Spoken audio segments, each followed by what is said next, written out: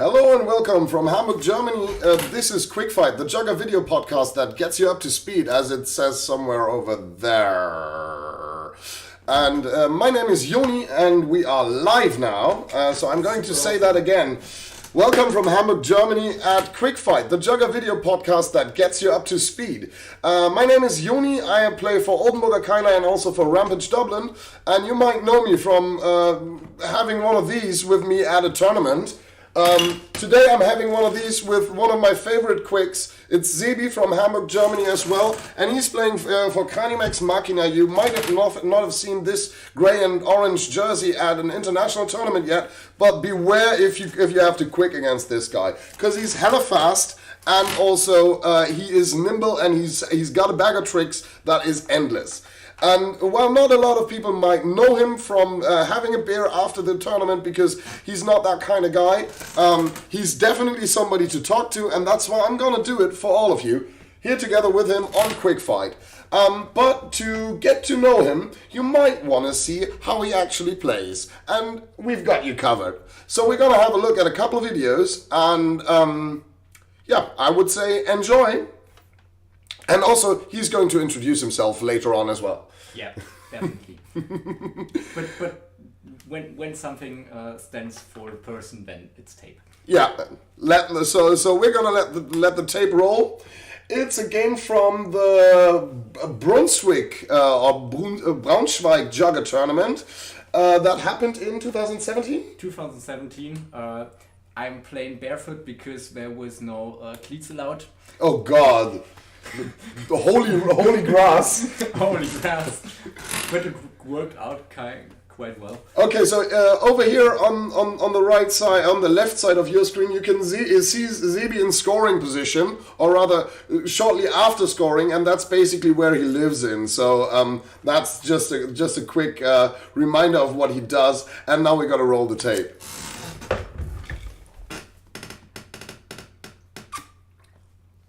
See this? Yeah, even the camera guy didn't catch what happened there. But now you see him, now you don't. That's basically what happens with him. And it's generally what he does. Like if he has a moment, give me the timestamp for the second one actually. The timestamp for 3:15. 3:44. 3:44. I'm sorry. I was getting ahead of myself. No, 3:15. Okay. I missed the correct line. Okay, and so same game, just a couple turns later, this happened. Same shit, different color. Different side of the pitch, and the camera guy still doesn't get what happens. It doesn't even show up on camera. What the hell? What the hell were they thinking? So now I guess we've set the tone a little bit. So let's delve deeper. This is what Sebi does best. Is that the right timestamp? Yeah, 3:44. Yeah, right timestamp. It's 1 year later in at the German Championship playoffs in Darmstadt. I'm working first time for the Nordischen Sportamateure from Flensburg in green. Yeah, they are down here on the scoreboard, which I want to give some attention to. Like, check out this monster scoreboard and like this quality. Like the number 99 you see down here, that is actually the stone count. Like this is next level Jugger YouTube videos. I hadn't even seen those before today.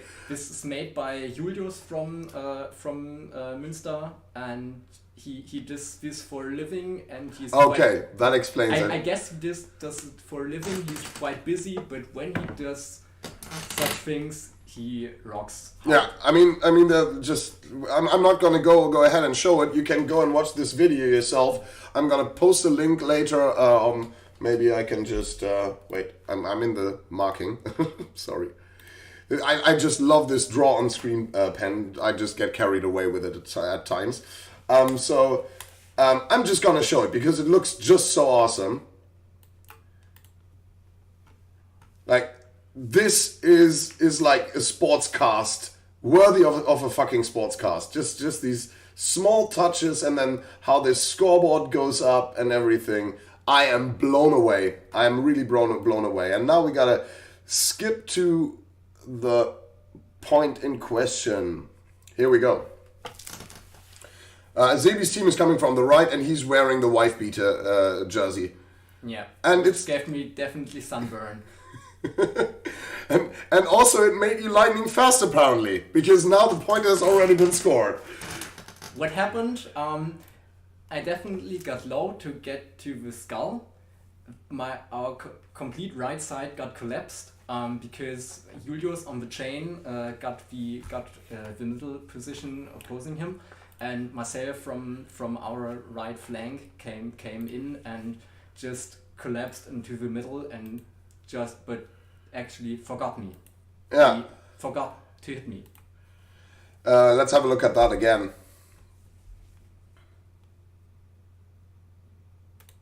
So this is the base situation right here. I hope that you can see it on stream.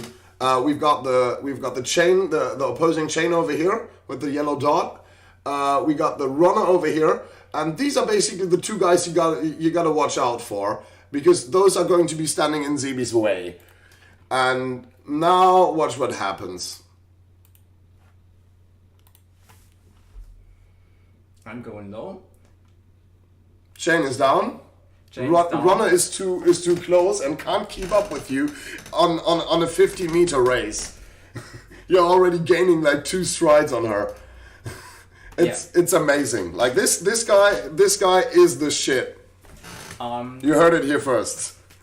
I guess not, but we maybe come to this to this kind of strategies and how to play them in a later podcast, because this is a tactical issue of its own. Yeah. Playing aggressive, playing fast, and playing as a pomper against it is a technical thing of its own. From technicalities to the beauty of the game. This is the one I'm really looking forward to, because we did a little bit of highlight selection beforehand, and when we were looking at this, I was swooning. I was just like, holy shit, that was beautiful. So I'd say pictures has more than 1,000 words, right? Go for it. So going for it. Then swapping to the right side, seeing that the shield is actually advancing me, and just run. That's where your profile picture got taken over there, I think. Like here on the right side. Then I got... cornered again, got a double back, and then oops! Oh, nobody home. This is just awesome. Let's do something else right here. Can you from memory? Yeah. Paint. Yeah. The path you were taking. Yeah. Okay. So we start out over here, I think. Yeah. I took actually the skull, step back a few steps, looking for a gap or so basically like pick up, sort of about here, right? No, the pickup was right from the middle. Under center. Genau, okay. Under center. Okay, disclaimer, because it's happening. Oh, football terms. Football terms are going to be used. We both have some kind of football background. We try to make common understandable terms, but we sometimes use football terms just because we both understand it. And the problem might just be that some of you who don't have a background in American football, or NFL as they call it in South America, silly South Americans, they just call it NFL. Oh, fair.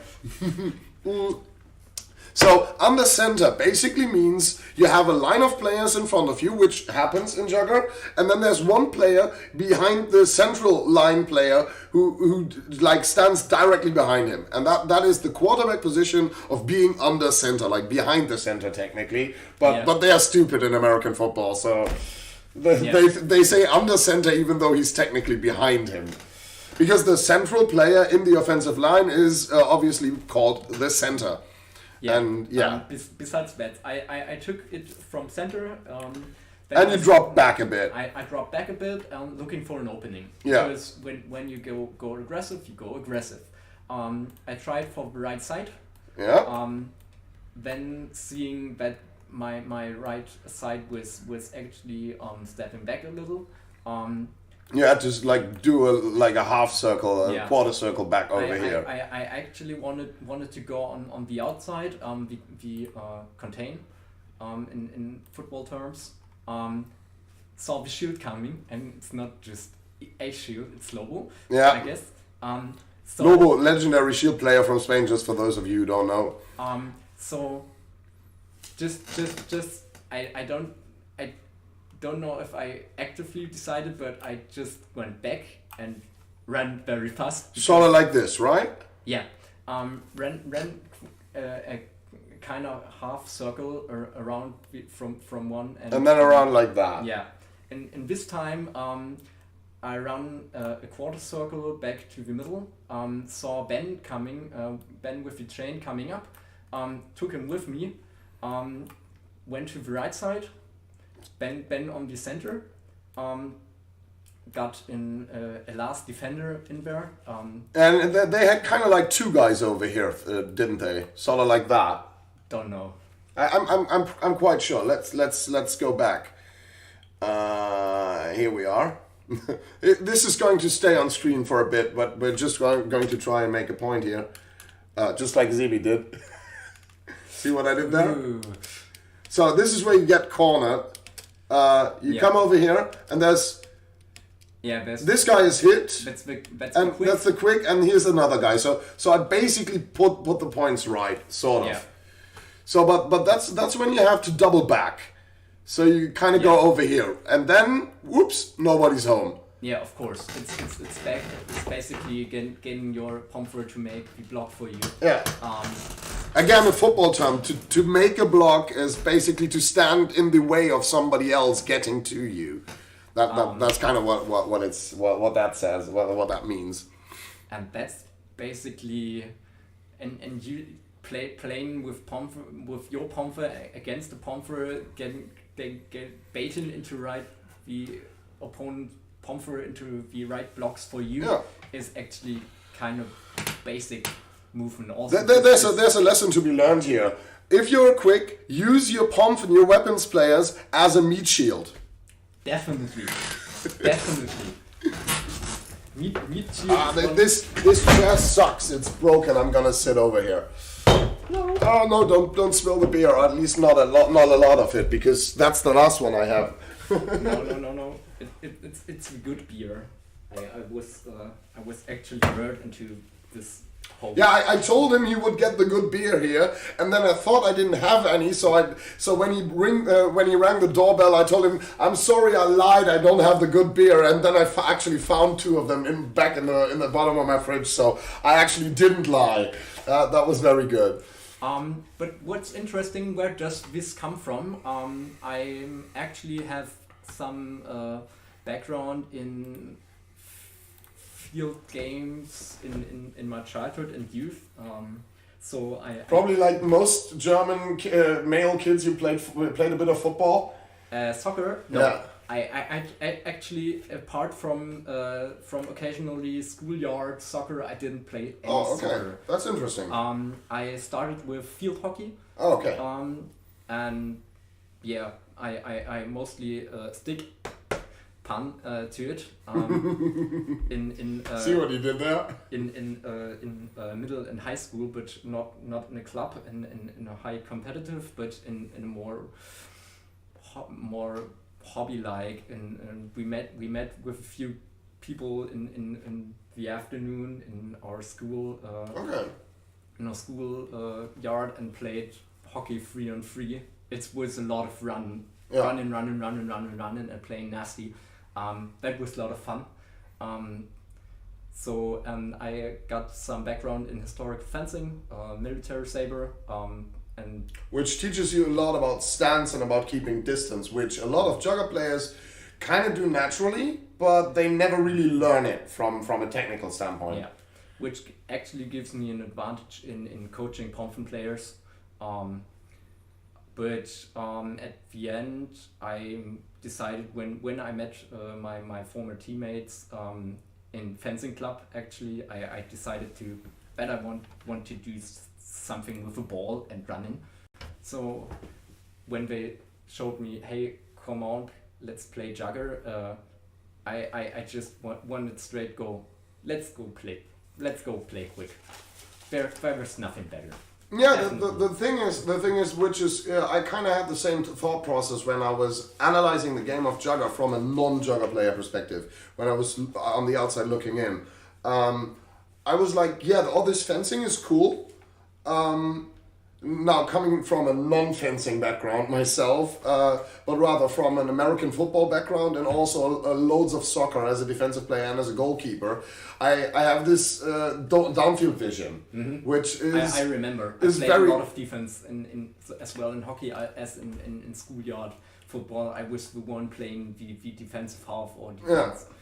So this downfield vision, this basically sets you up for a last man position like the Qwik. I mean, essentially Qwiks are the last line of defense and also the spearhead of the offense both at the same time, and that's what makes it so interesting for somebody who comes from another sport, in my opinion. Get you a Qwik that can do both. Yeah, right. So the reason we're here, we've got a little bit of an agenda. We've written it up beforehand, so we're not just babbling along like a bunch of people who don't know what they're doing, because we actually know what we're doing. Most of the times. Yeah, most of right. The times. That's the response I wanted to hear. So we're here to talk about the first German outdoor tournament of the 2019 season, and as opposed to me, who I was sadly hobbling around on crutches. One of these. So I didn't go to the tournament because I would have been way too depressed to watch all the other people play. You went there and you did a bit of playing yourself, not the whole tournament, I hear. Yeah, I really had the agenda to watch a lot of games in Qwiks, and then I got shot at the eye from my own chain the first turn I played. So I had to... Like the very first game? The very first game, the very first turn I played in. Oh no. And I had swollen eyelids the whole Saturday. So you couldn't really look at anything either, right? I was actually very occupied just getting my eye working so I can play right away. So dang it. That was kind of sad, but I got the most points that are interesting for us on a back level. Most other stuff is done by video analysis, which you should actually do. Yes, definitely.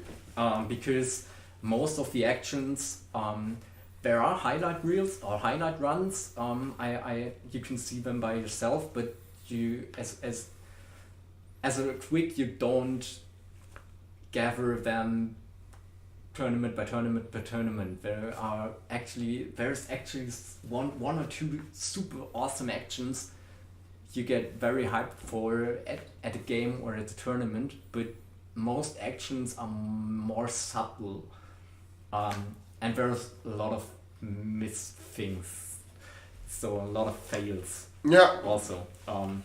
I mean, okay. in the end, what it boils down to is whoever wins the game is probably the one who committed the least mistakes. Yeah, definitely. We watched our team's tape from the Kiel tournament right a few days after, and we made a lot of mistakes, but we got 7th place overall. Out of 20? Out of 24. Yeah, I mean that's got to be a crate of beer for the team, right? Or a couple more. It's a good start for the season. Let's see what it finally brings. So going to Qwiks. I got a few points. I would say this is the type of guy who actually takes notes, like as opposed to me. I'm just winging this. But he showed up here with like 20 pages printed in small print, and I'm like, okay, that's great. You're gonna be on the show. You're hired. 7 pages. I'm not that good at maths. In case you didn't get that. Okay. I had some personal things to say, but some persons, Qwiks and special I watch, and some overall. Go ahead. First, let's start with this. We got some pretty good talent on several teams in our northwestern region of Germany. So we, mostly everything that's by the sea. And I mean, there was Rigor Mortis was there as well. What are the foreign teams? There were several foreign teams. So Rigor Mortis from Berlin and Wielandfeilchen from Gießen. Probably the furthest travel distance. No, Munich monks. So some Munich monks were there, of course. Felix and such. No monks, but the Bob was there, and some people from Freiburg, for example, or Karlsruhe. They had some, which is like all the way down in southern Germany, just for you non-Germans watching. And Kiel is like the second northernmost big German city. Like Flensburg is right at the Danish border, very top of very north of Germany. And then you go like 100 kilometers down, and then there's Kiel and Lübeck, sorely at the same geographical height. But it's like very far up in the north, even from Hamburg. And Hamburg is in the north, so yeah. And there were the Peters Pawns from the west, but they actually got a lot of mercs because people got other stuff to do and not traveling so far north. But we in the northwest have some really nice prospects, young Qwiks on teams that either had none or have damaged one actually. And you can on this point. For example, the Kyler have a young prospect. He's awesome. I only saw him play once in practice, but he's gonna take my crown at the Kylers. He's gonna replace me as a Qwik in half a year's time. Yeah, for example, he is that's an interesting change in there, because we will come to this later on, but. Joni is a certain type, and the new Qwik Torben is another type. He's actually more like you, more like me, more like the rest of the dominant kind of species of Qwik. In this current metagame. And then there's Leonard, the younger brother of NSA Sören. He's like super tall, isn't he? He's super tall. But he can also run fast, and he learns quite well. And both of them are actually kind of raw diamonds. Definitely. It's interesting to give them small pieces of technique, and to see them adapt to it, develop on it. And the interesting part of it, both can both do rookie mistakes. Yeah, I mean, then you and I both did this the first 2 years. Like we screwed up a lot. It's a normal thing to do as a Qwik when you're just getting accustomed to a game that is unlike any other game that exists on the surface of this planet. Then you're going to make mistakes at some point. So basic rule, something to write down in your diary. If you make mistakes, learn from them, but don't beat yourself up over it. Because that's going to get you nowhere. Yeah. Qwiks do mistakes by now. You can watch grand finale tape and they do mistakes. We're going to have a look at that. We're going to have a look at that. But the most interesting thing is that the both teams Leonard and Torben played on worked actually different, because the NSA super powered up by ex-Rigor player Robin on Chain. And but he's part of the team, but they got Ippo and Sandra from Jehavu for this tournament. Are you fucking kidding me? This was super strong. Jugger's best married couple. Definitely. And Torben played with the Kyler, who are actually not a good team. Not working their way up, but we've been on the rebuild for the last 3 years. But tanking is not... Tanking is not something that works in Jugger, sadly. For all your American sports team fans out there, for those who don't know it, tanking is sort of something that you do in American sports. Because in American sports like National Football League, American Football, National Hockey League, and the NBA, and also in baseball, they don't get relegated from the major league. Even if they suck, even if they lose all the games, they stay in the first division.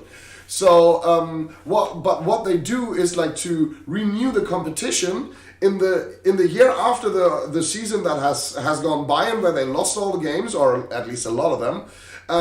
They have this draft where they get the new young players from college and anywhere else, really. And so the teams that have been the worst in the season before the draft actually get the highest picks in the upcoming draft, and that usually makes them pick very talented young players that can actually go ahead and turn around these previously losing teams. So that and to actually acquire these high draft picks, you sort of kind of lose on purpose. And that practice is called tanking. Yeah. But actually... and that doesn't work in Jugger, of course, because we don't have a draft.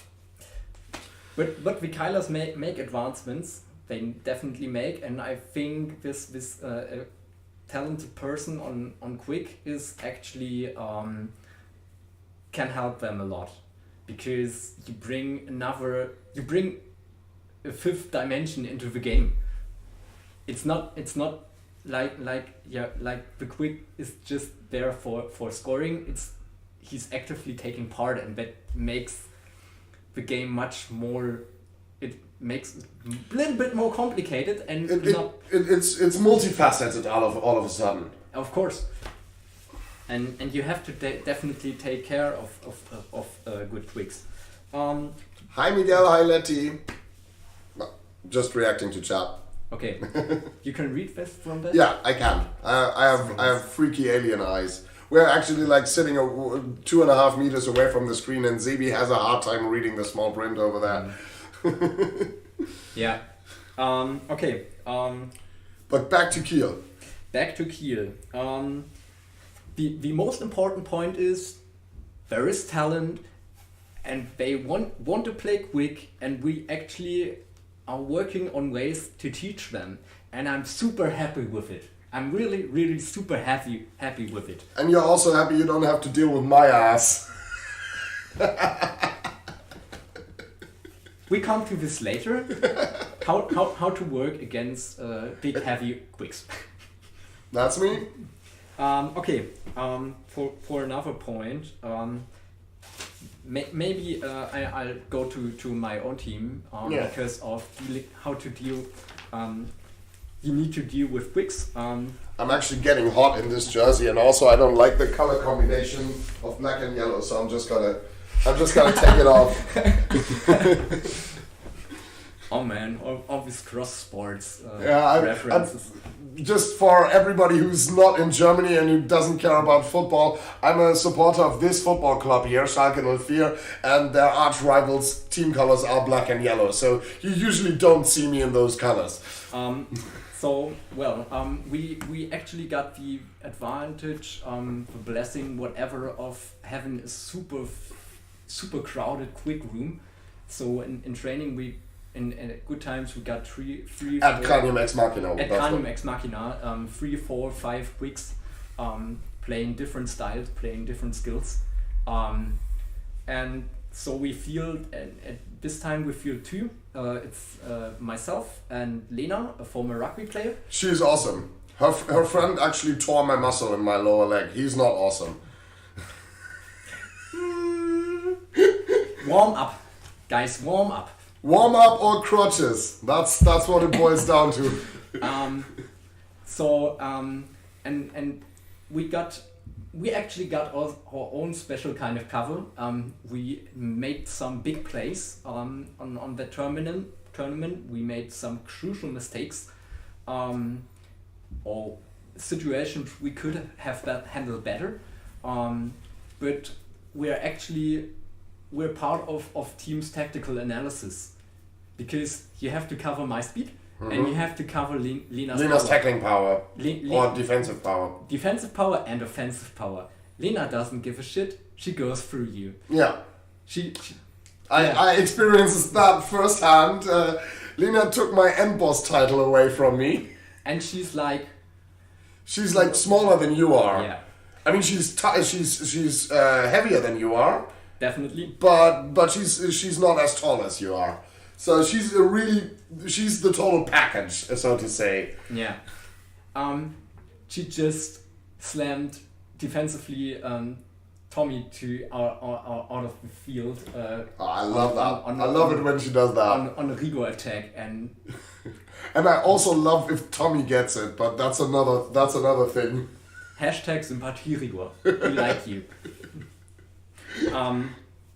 Yeah. And covering Qwiks on the tactical analysis. Niels got his debut. Fischkopfkrieger Niels. Fischkopfkrieger Niels, who got injured and then interested in other stuff and so on. But he showed up again and he actually played on their third team. But he was not sharp, but his skills were still there, and his skills are amazing. It's something you don't unlearn, really. No. It's like this guy showed up in, I think it was Oldenburg 2016 when I first saw him play, and at the indoor tournament in my hometown, and he ran all over the place. He's a very highly athletic type of guy. He's pretty tall. I think he's well above 1.80 m. And maybe even taller than I am. I'm not quite sure about that. So round about 1.84 m or something like that. And but he's fast for his size. That's the main point from my point of view. And so that was something I hadn't encountered up to that point. People had either been small and fast or big and slow, basically. And he is the perfect weapon, and players who are kind of this build, like 1.85 m, like 6'1", 210, 220 pounds, and maybe 200 pounds in Niels' case, but either way, but still lightning fast, and that's a hybrid type of Qwik, which I have a hard time dealing with because they can fight me from a power standpoint, but they can outrun me as well. Get you a Qwik that can do both. Yeah, but apart from that, Kiel had what? Lena just said, "Don't call me fat." Oh no, we didn't do that. We didn't do that. Greetings, Lena. Nice that you're watching too. Oh, we didn't do that. Oh, great. That's what I'm doing this for. But otherwise, I would say Kiel has some, not struggle. They have a lot of very, very talented and skillful players, but they don't have a person like Niels on their first team right now who can do it this good. Mm. Do they switch runners a lot? They switch runners. I think Matthias played this time around, didn't he? I saw a picture online, but it might have been another team, like not the first team. Mostly Nico and Lars played, apart from which tactic they ran on Pomfen. I mean, Lars is hella fast as well. Lars is hella fast, but he is actually more focused on shield, I would say. I've been to practice once. I will go for their join their practice a few times this spring as well, and there is a lot of technique they have to learn to be very, very good. That's another point. Perfect Überleitung des Todes, we call it in German terms, because the pawns were with a super high Merc team, and they hadn't a designated runner. A lot of people or high experienced enforcers just with speed and with vision you can. But who never actually had played Qwik at a tournament before, or maybe very sparingly. Maybe very sparingly did this and did a pretty good job, but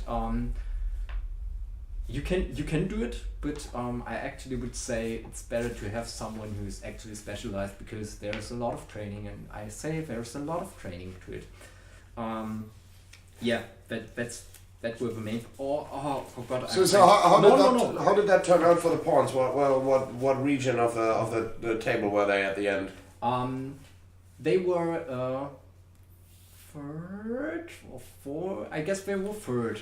So they did find a pretty good way to use all their pawns players, even with mercs, to play their super hard line steal.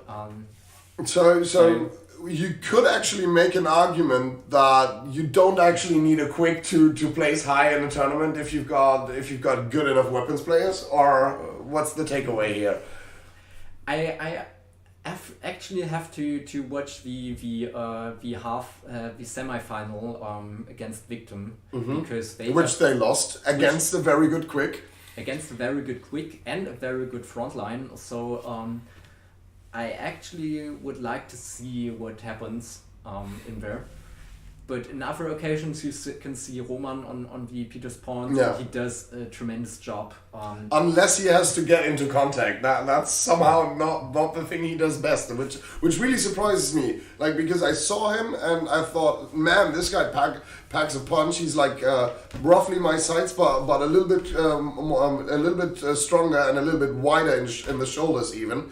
But at the German Championship last year in Riedfisch, I just pushed him around, pushed him all over the place, and even out of bounds a couple times. So but I would say that is actually a thing of focus and so focus on training and style.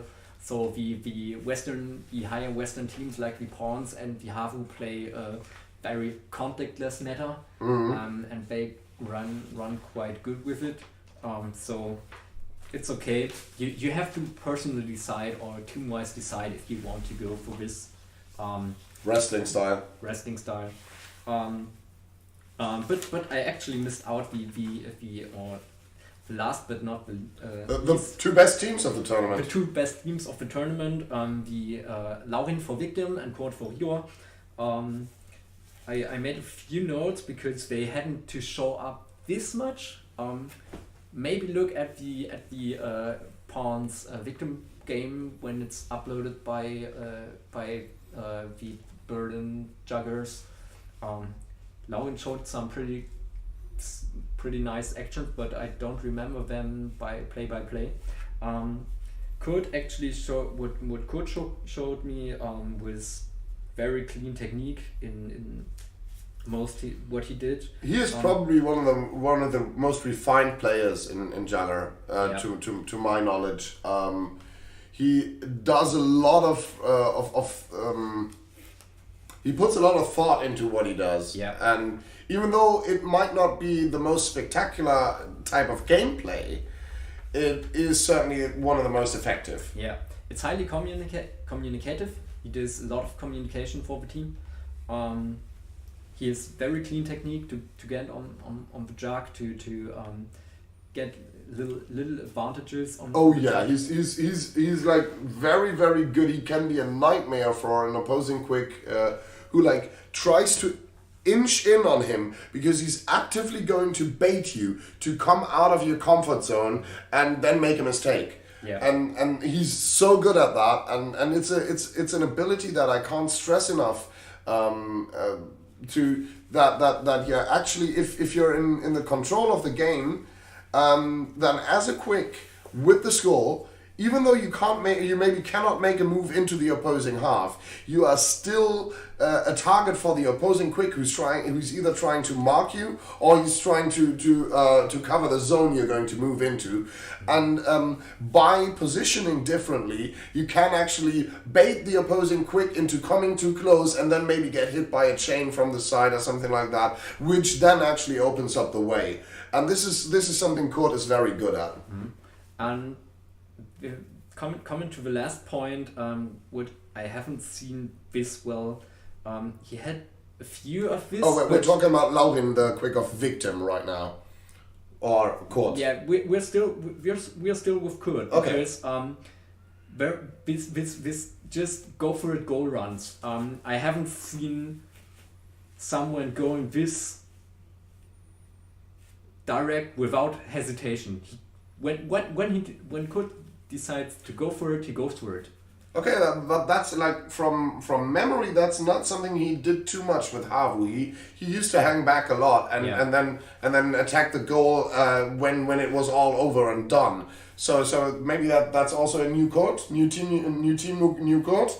He showed some new style of course. Most of his of its old style, but he brought in some new flavor, which was with the new lineup of Verracos was actually very refreshing. It's super awesome, beautiful Jugger.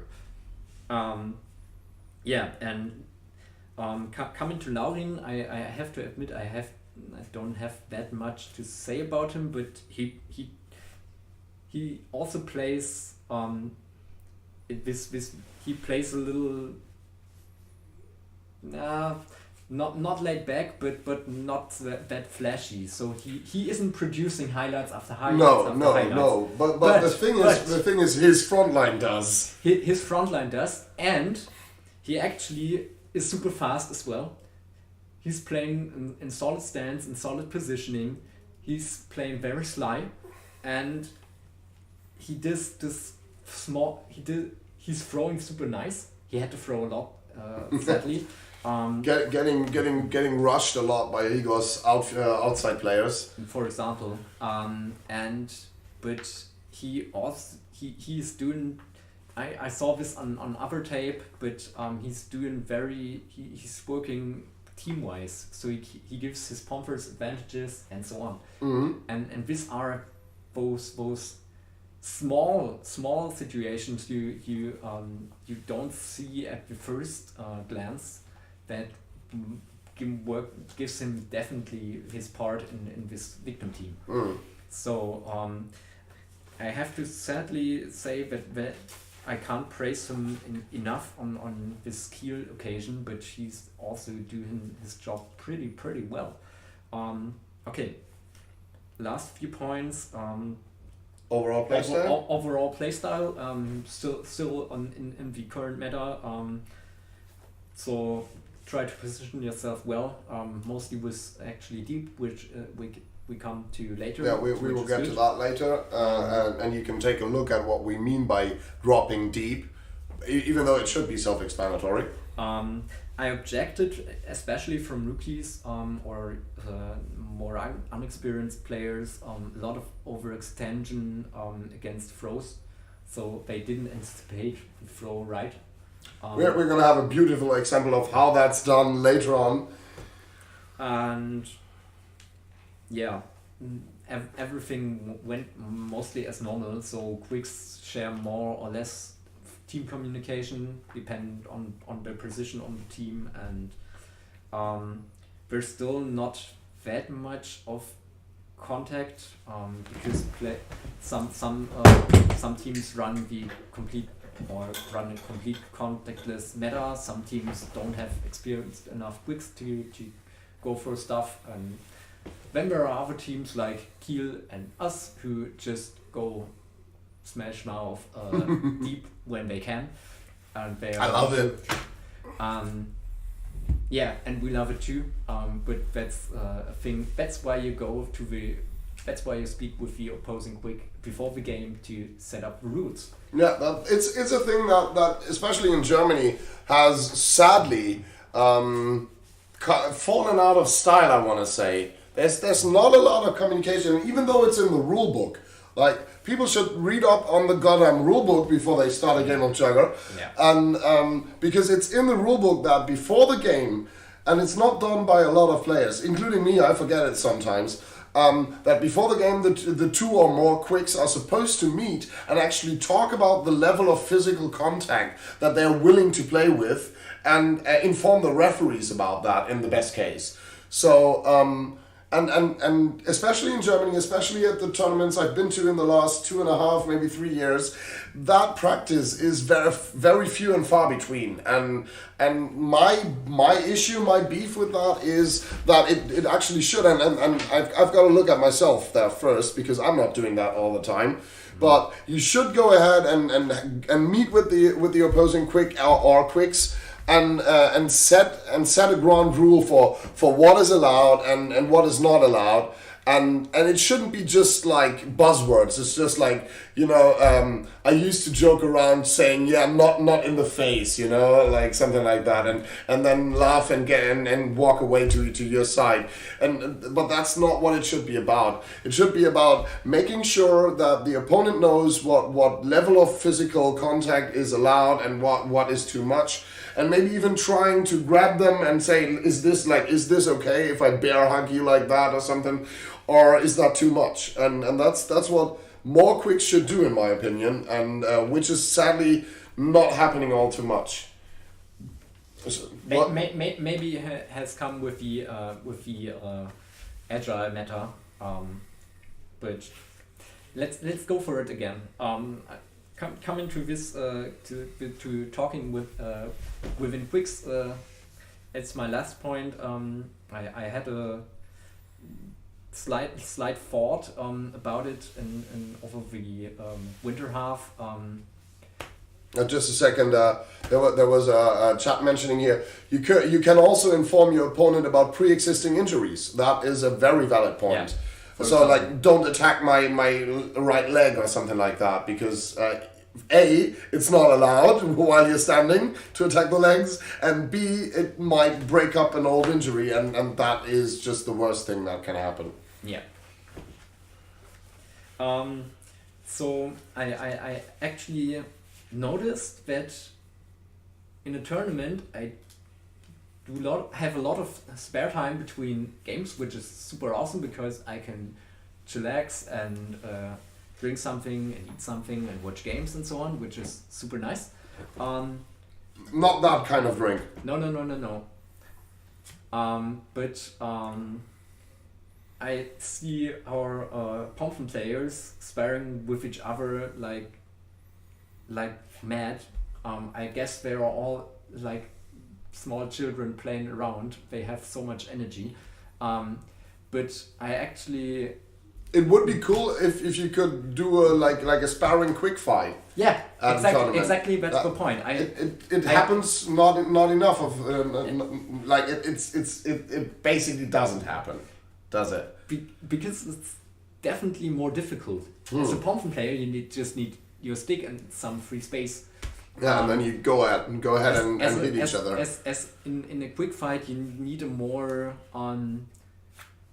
isolated situation. You need an extra Mal and another Schädel. Usually those are not available because all of the available Mals and Skulls are used on the pitches at the tournament. And rarely there are some spare ones. It's either sparring quick fight or discussing about tactical things needs a more isolated, special environment, and it's harder to create. But I think it's possible. I'm working personally on ways to get some small lessons, small tactical things I either want to work myself on, or I want to teach someone, and maybe try to get a person or two and just give them knowledge or just spare a little bit, and it helps. Sparring quick fights gives you a more sharp mind of playing your position, for example. If done right, there is a lot of technique to be learned. But for example, you can actually give some tackling lessons for that's what I could do, like sleeping. So there are super nice ways to and this could actually help people who are too afraid to try it in game. Yeah. But that way they're never going to learn it if they, like, for instance, don't have any experienced Qwiks in their club. Where are they going to meet experienced Qwiks? At tournaments, of course. So if you're a new Qwik, if you're a new player, don't be afraid to go, if you're at your first or second or whatever tournament, whatever number tournament, go ahead and ask the players from the other teams. Because the worst that could happen is they say, I'm sorry, I have a game in 2 minutes, I've got to prepare for that. Or maybe they are just busy or whatever, and then that doesn't work out. But the reaction that you're going to get most of the time is actually a friendly smiling face and somebody helping you out with your problem, if you just ask nicely. Because at least that's the experience that I've made at all Jugger tournaments in the last 9 years. So yeah. I can't stress this enough. There are a lot of people coming into Jugger tournaments, maybe even to the big ones in Berlin or in Madrid or in Dublin or whatever. And of course, there's a big crowd there, like 200, 300, 400 people even. And it's just a wild circus of different Jugger teams clashing with each other. But you're always going to find somebody just standing at the side of a pitch or maybe in a game break. And you can just go ahead and ask them questions. They're not going to eat you alive for it. You shouldn't try to hug them without asking. It's like petting a foreign dog or cat or something. Definitely don't do that. But you can actually ask the most because they are super nice people. I agree. I mean, they might look scary like I do, but ask anybody who knows me. I'm not half as scary as I look. He's like an O-liner. Beast on the field, but super fluffy on off the field. Okay, but that's mostly what I have seen from Kiel. If you want to see more, watch tape. Watch tape. We can't stress this enough. Like, we're gonna do some tape watching later on, and we're really gonna go into in-depth analysis, of course. But the thing is, if there is some Jugger content on YouTube that you haven't watched yet, I mean, even if it's from a different continent, like you're in South America, and there's a lot of German Jugger footage out there. You might not get the refs' calls at first, but the thing is, you learn from watching these teams play.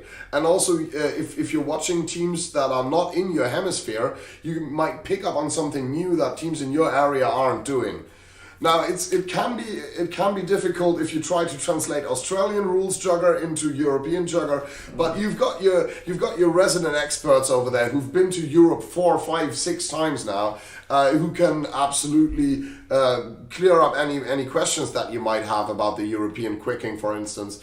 And so go ahead and watch those matches, especially the final and semi-final matches, because all you're gonna get out of it is A, entertainment, and B, you're gonna learn something. And what's not to love about that? I'm gonna grab a quick drink while Sebi is going to present his versions. Sorry, gotta go in front of the camera. Sebi is going to present his 2, or rather 2.5 categories of runners, and then I will come back and maybe add something on to that. Yeah. Okay. So let's start the lesson. No, it's actually not a lesson. Disclaimer: it's following typization, categorization of Qwik style is actually mostly subjective, loose, and depends on a lot of factors. And I just use it as a tool to better plan and train, because as I was introduced, you can see a lot of tape, me running around very fast doing super nasty stuff. And I have a training plan to stress on these strengths. But when I worked with Lena, who is in chat, hello Lena, I experienced that she got some difficulties at some point with my training plan because she wasn't fit for it. So I had to go back as a coach and say, why doesn't she do this? But I found out she got other strengths. She's tackling like hell. Why not use it? So I watching a lot of tape and watching a lot of other players playing the game and speaking about tactics and stuff, he can say that there's the most dominant player in the game is by now a kind of agility runner.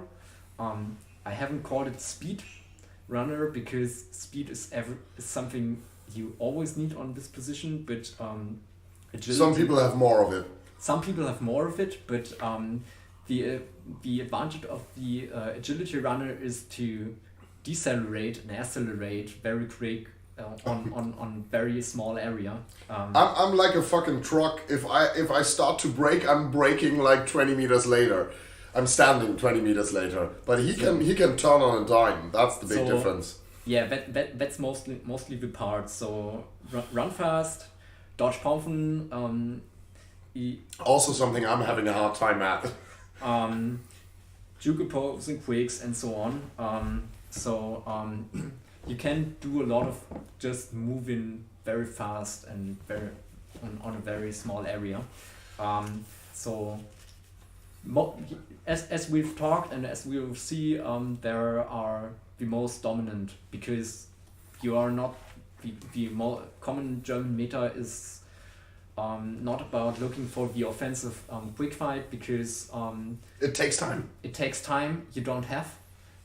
Sadly, I have to agree with that. If you're taking away time off the clock as a defensive quick, then you're most useful because that buys your players who are kneeling down, most possibly because the opponent is on attack, they have possession. It gives your down players time to get up again, and that's basically the only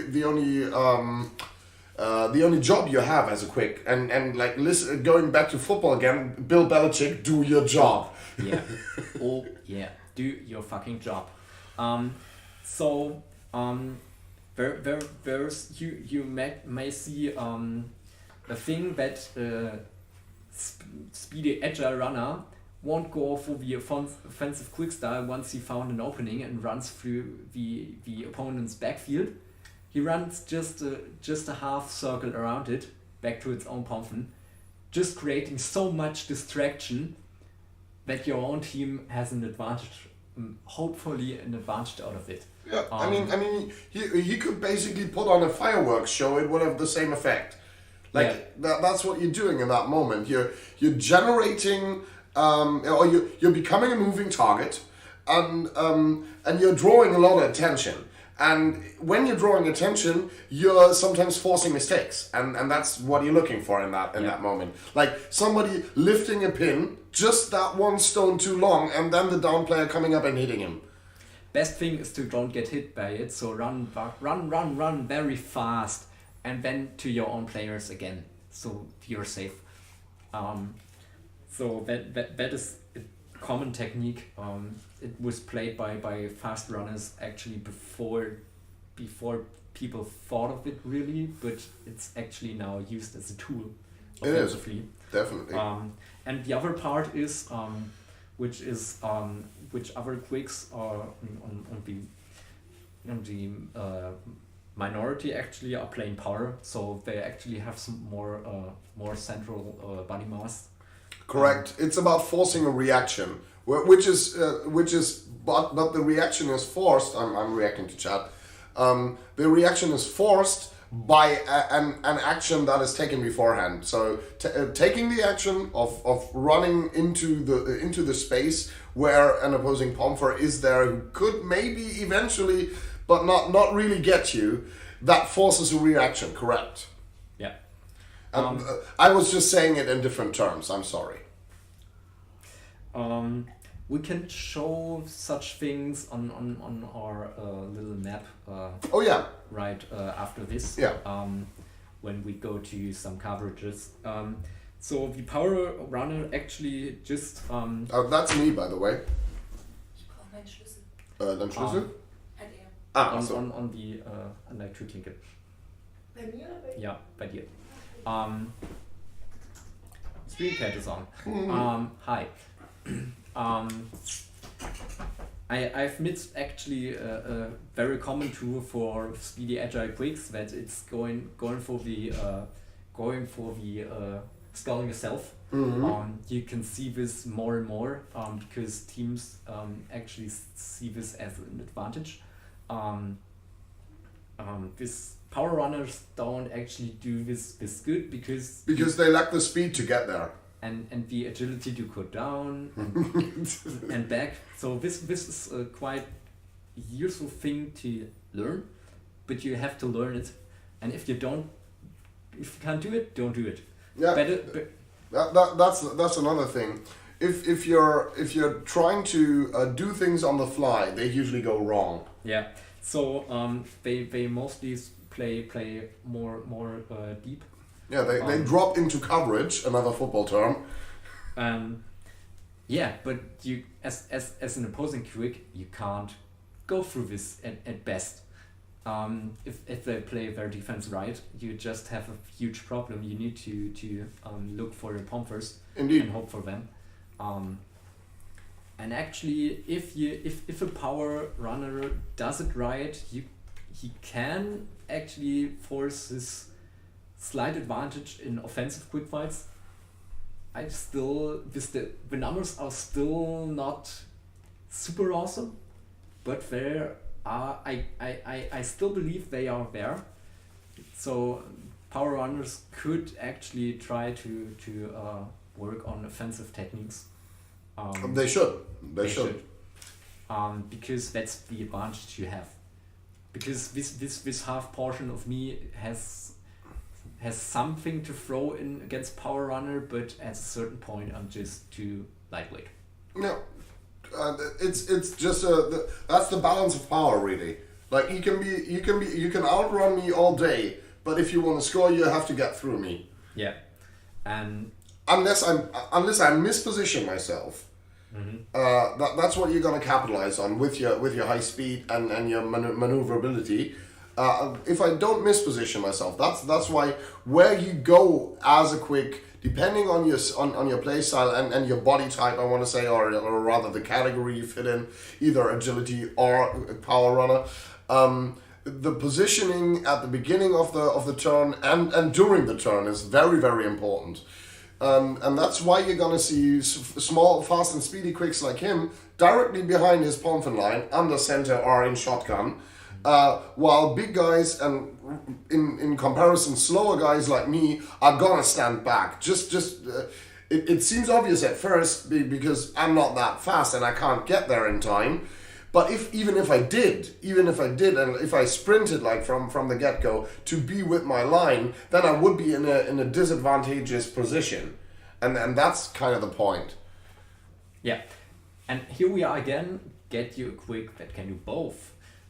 So there are actually these are certain kinds of dimensions, and at best you can have someone who don't excels on elite level, but is above average on both, which can be used super nice. And there is a third dimension we haven't covered yet, which is something all Qwiks should have more or less. It's about communications, cognition, decision making and stuff. All these things you hear about a lot, but this is regardless of body type, I want to say. Yeah, this is regardless of body type. You have to do some work in your brain as well. So it's easy to just stand on the field and kind of go through the motions and like be there and like try to be active about the school and such. But one of the best parts and one of the parts why I like being a Qwik is that you have the whole play unfolds in front of you, and therefore you are basically a second set of eyes for all of your Pomfin players, because you can alert them to things that go on besides their field of view and maybe even behind them, and therefore it helps to have a loud voice like I do.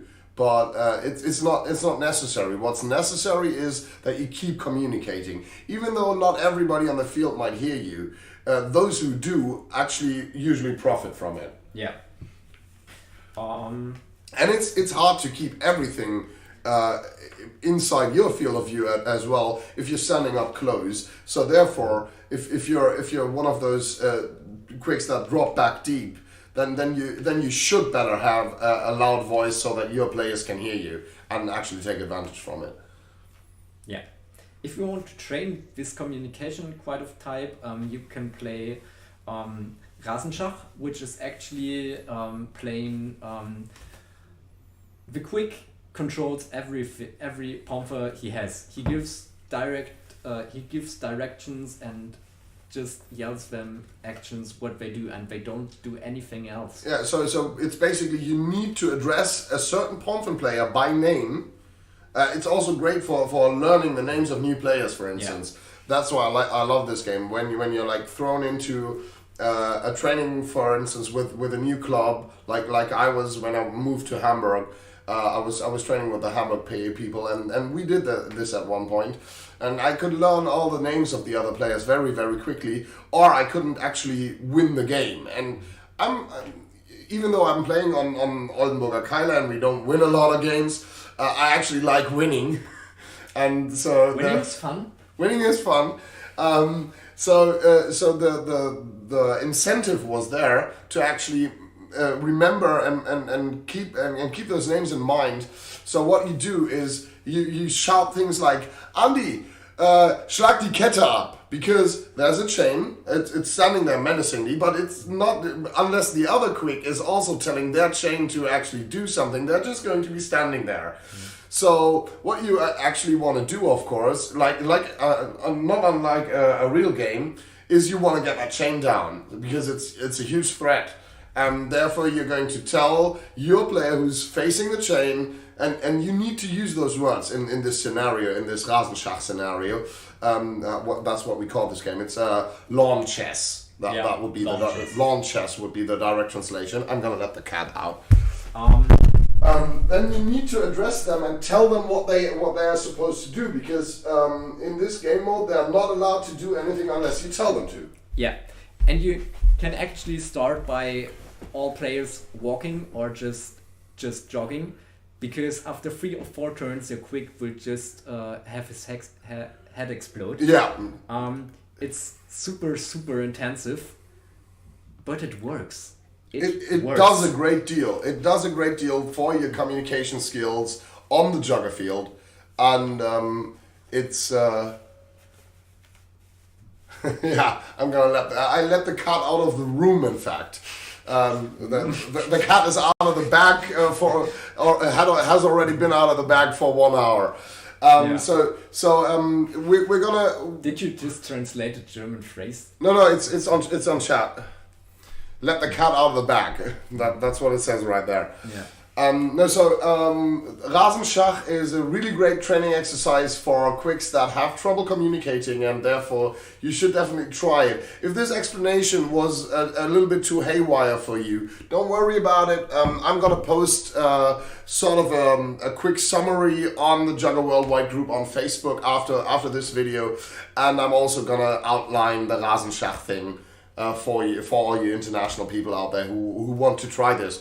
I think in Germany it's readily known. A couple of people, most people already have had or have at least heard of this exercise, but I don't think a lot of people actually do it on the regular. It's one of these old, very old, drowned or veteran style, old style Hamburg techniques, so they may be forgotten by now. Mm-hmm. We've done it in Oldenburg, but then again, the Oldenburger Keiler founders actually did a lot of learning in Hamburg. So I've learned this exercise in Hamburg. Maybe originate somewhere else, but it's actually an old style of training exercise. So the guys in Ireland, they might know it from Mark, because Mark learned Jugger in Hamburg too. Hopefully. I wonder what kind of name they have in Ireland for this exercise. They probably don't call it Rasenschach. Don't know. But yeah, so anything to say about types? Or will we see on tape? Yeah, there's one more thing from my part. And that is the half. Like I said, 2.5 types. Mm-hmm. And this is the type of player we've been talking about, Niels. That gives me personally the most trouble. It's the all-rounder. It's like Sebi's been saying all show long. Get you a Qwik that can do both. It's the guy who is maybe not stellar in either discipline, that is agility and speed or power and defensive posture, but somebody who's above average in both.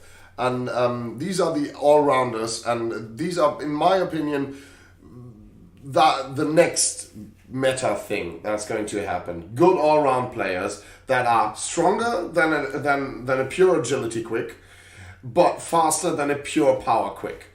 And that's going to be what it will boil down to a couple of tournaments and maybe a couple of years down the line.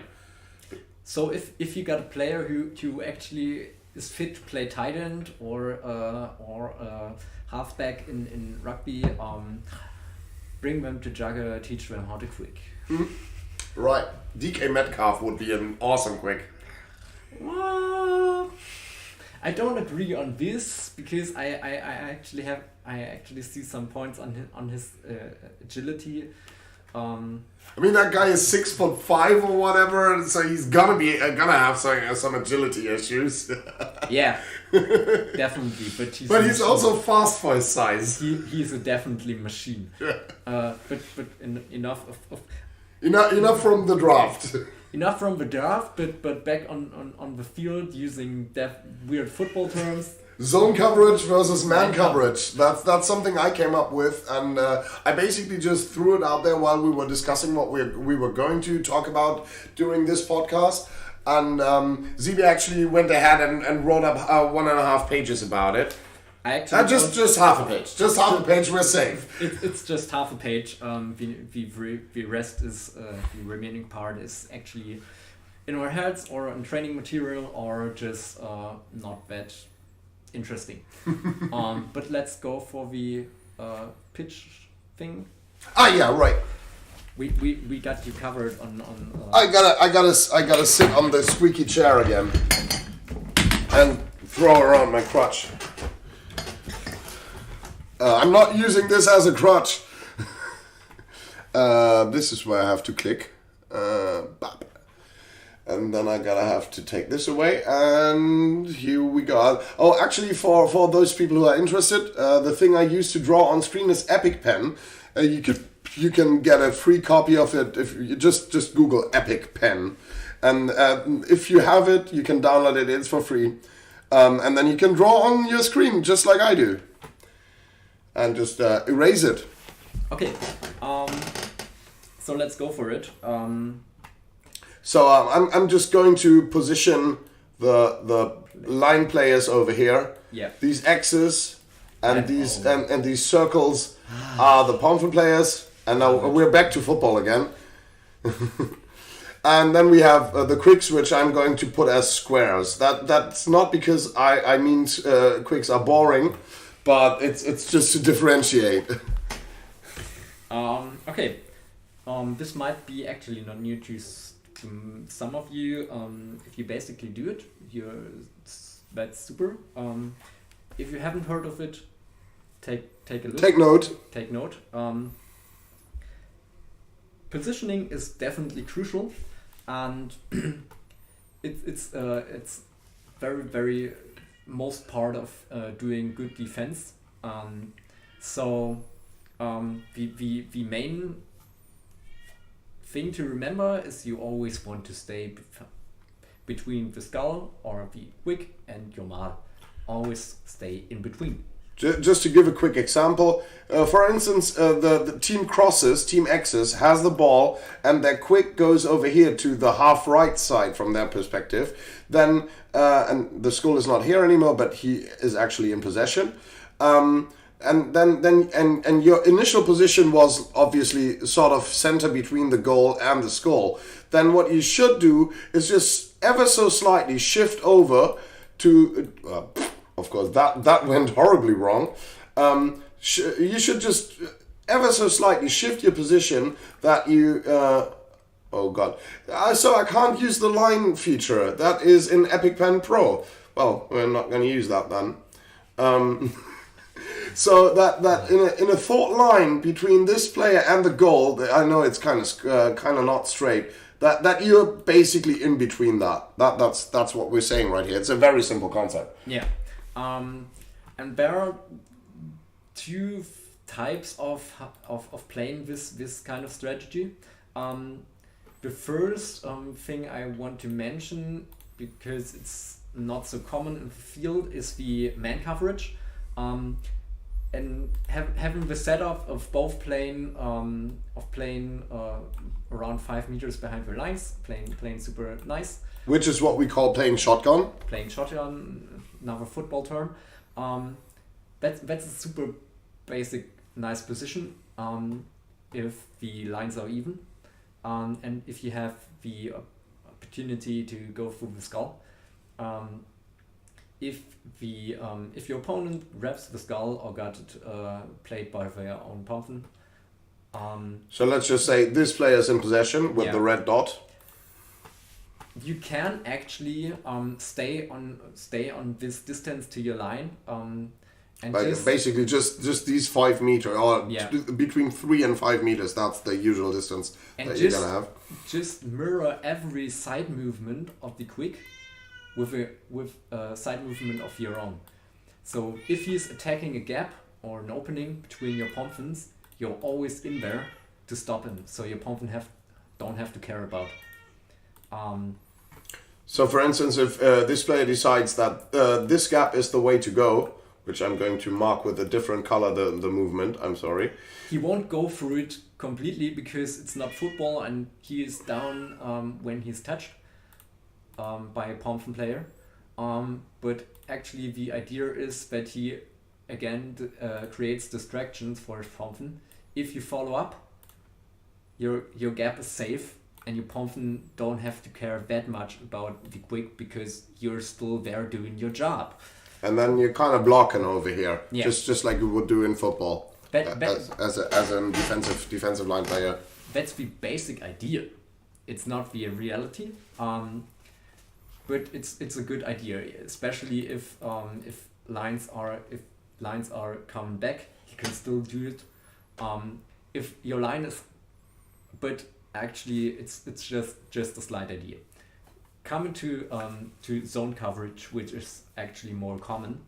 If you're on the defensive move and your line is actually moving back a bit, you drop into in a more defensive stance somewhere on a third or the half of the field. So if we're talking about a third and a half of the field, then that's obviously not the whole field, but rather only your own half. So the 1/3 line would be about here. That's basically your shotgun position, something about that.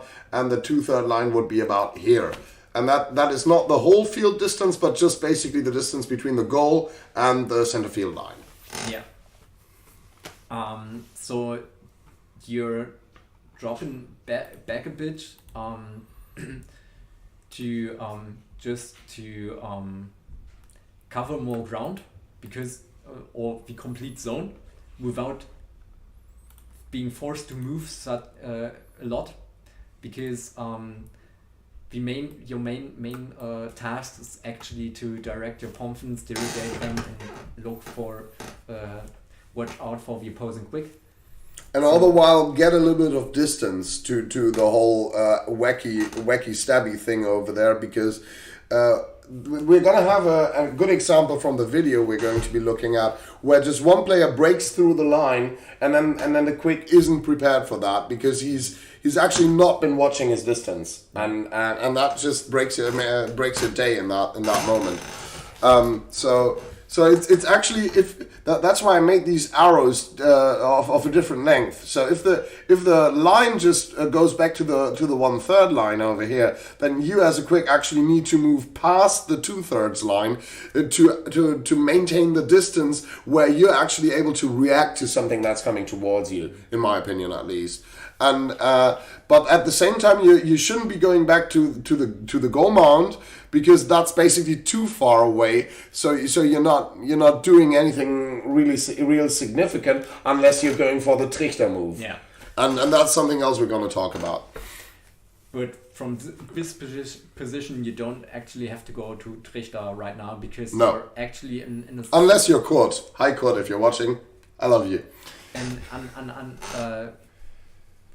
your main task is to actually derogate and move a bit in your zone, just to cover this stay in line thing.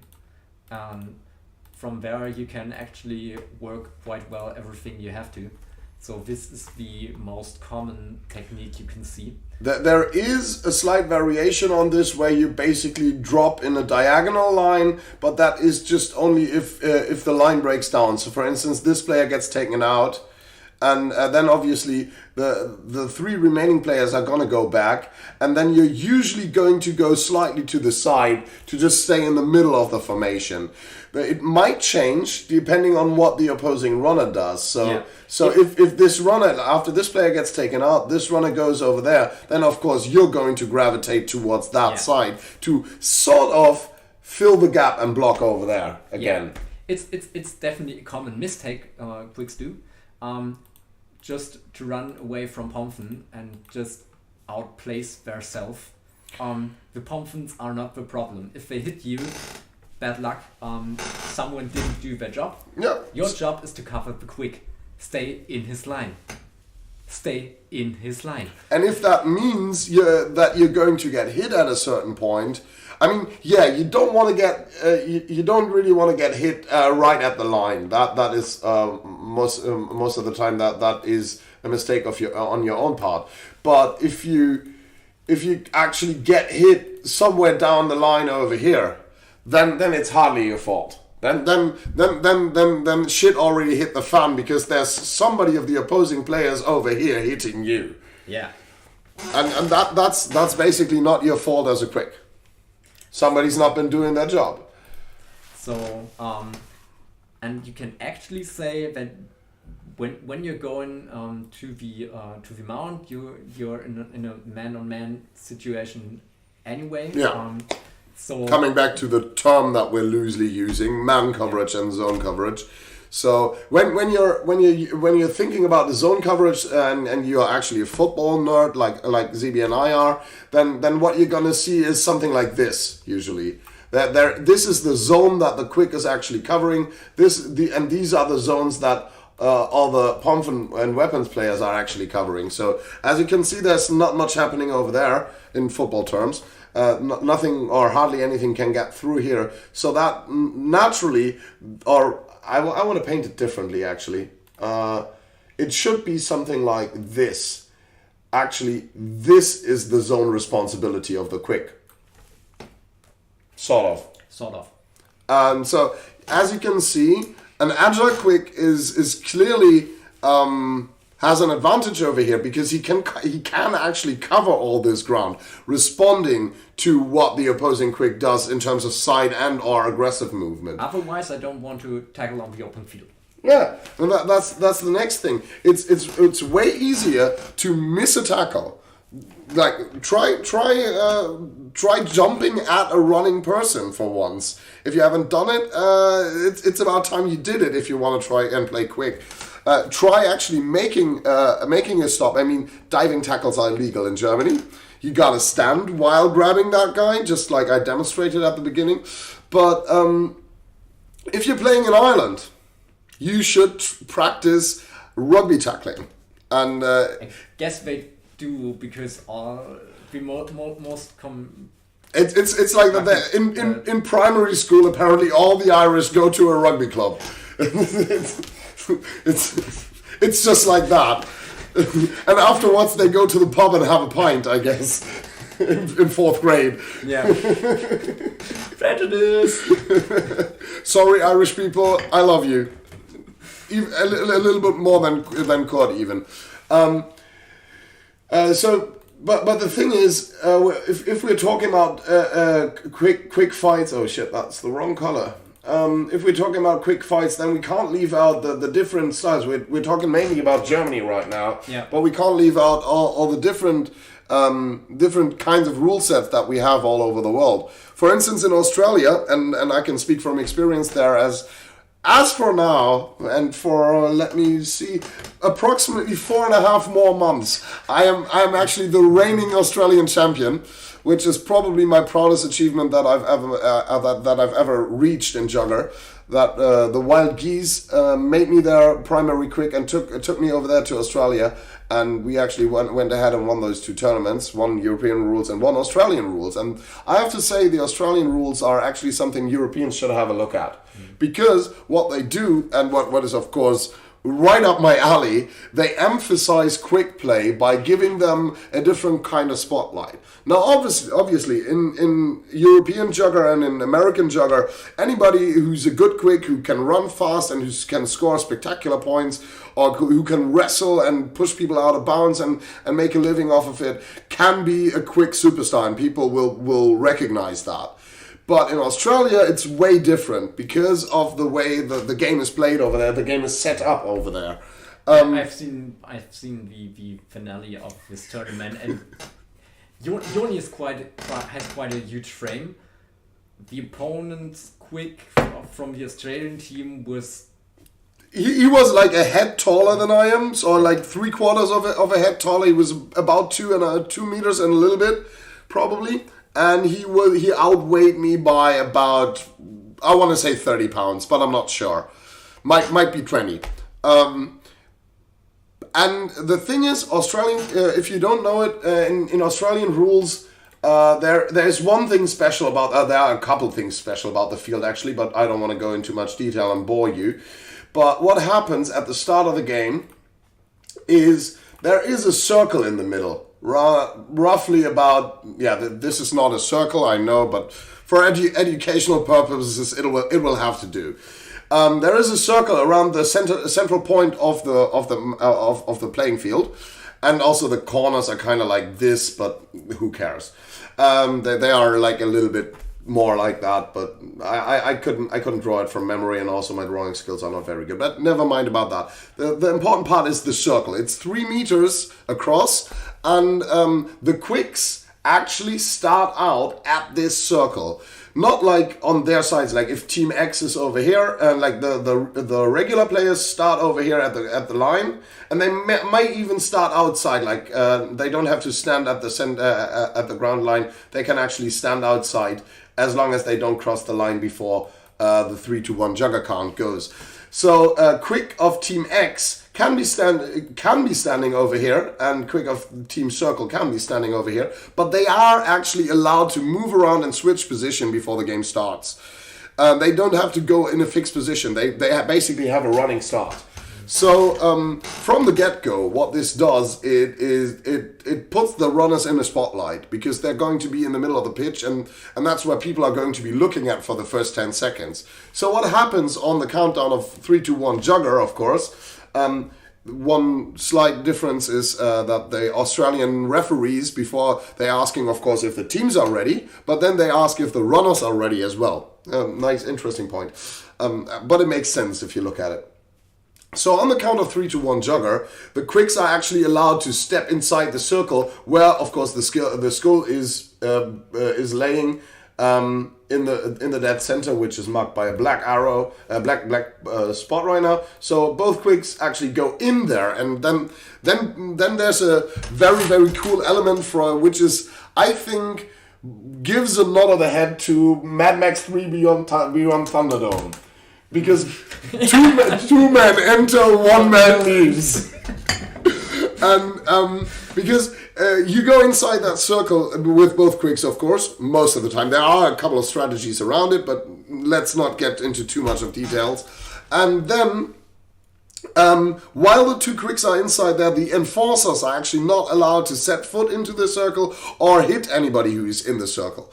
And this actually puts a big focus on skills who either are quick and grab the skull before the other guy can get to it and then get out of the skull, maybe even untouched, or on Qwiks who can wrestle.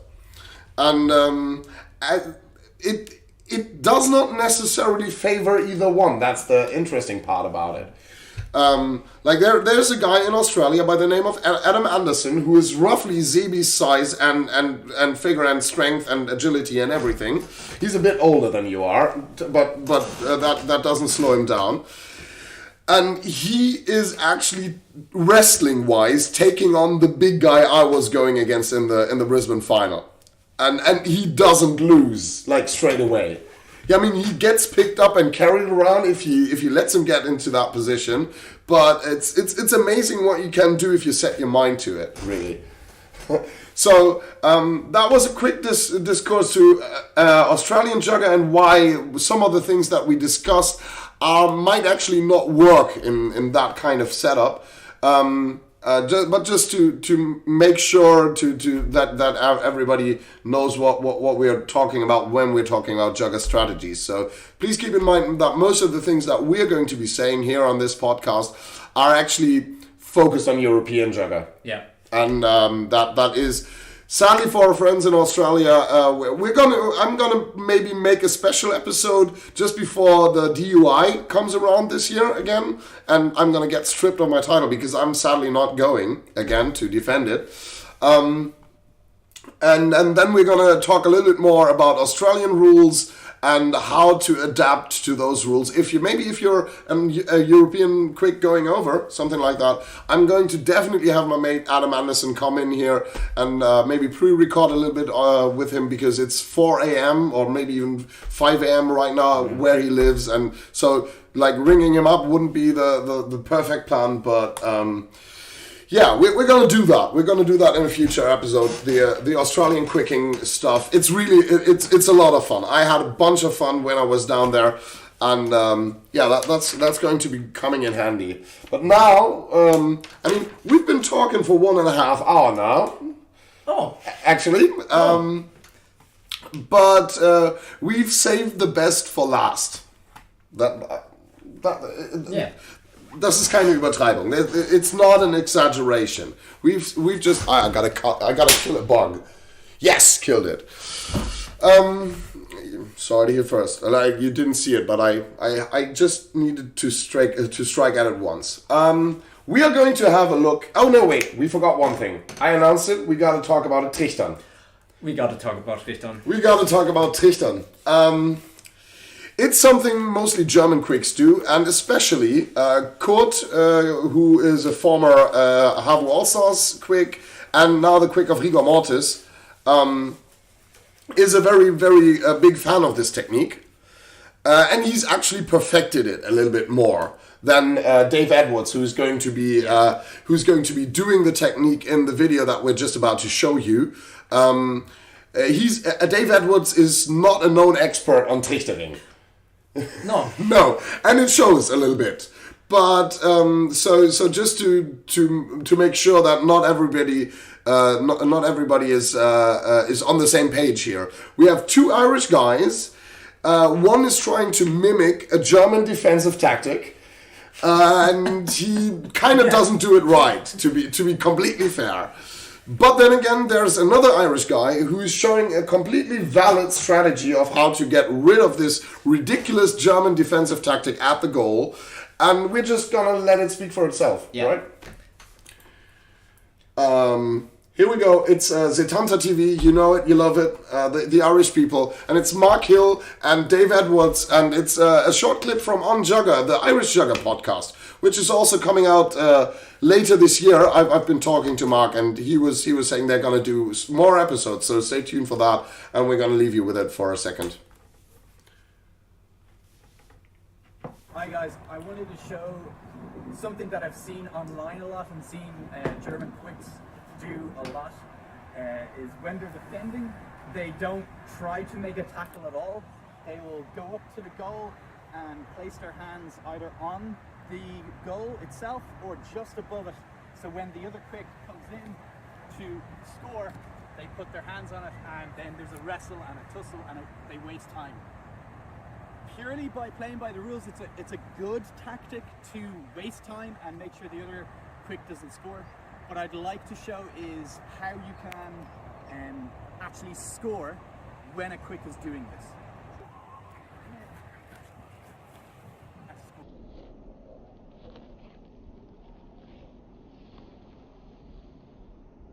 haven't broken any rules because I didn't run into a pace, and I haven't like completely clattered him where he's injured. So this is still within the rules, and I've scored, and you're not injured. He's not injured, so it's fine. So if you come a little bit closer, I'll just show you breaking it down. So I'm running in, and when I get close, I'm changing the skull to my left hand because I'm going to be making contact here with this side of my body, and I always want the skull the furthest part away. So when I come in, I make contact, and I place the skull there and let go. But it's really important that when I make contact, that I scoop the hands away and I make contact with my arm and shoulder. That should help. So, your comment. My comment. First, to understand for everyone outside of Germany what is Trichtern about. The German rule book says if the point is only scored when there are no hands touching the skull. Look, man, no hands. Yeah, come on. So the good way to defend it is to get at least your hand on it, and just if you don't want to go for a lot of contact, just try to cover the mile with everything you got, your body. But you're not allowed to cover it technically. No, you're not allowed to cover up. You can't just put your hand on the whole of the mile. That's not working because then you're gonna get a point awarded against you. But you actually the best or the most common and best technique is to go with your back to the playing field. So I'm gonna draw it on screen. Just give me a second. There we go. And so the position you want to be in is this. Yeah. Your back is facing this way, and your hands are basically facing this way. Yeah.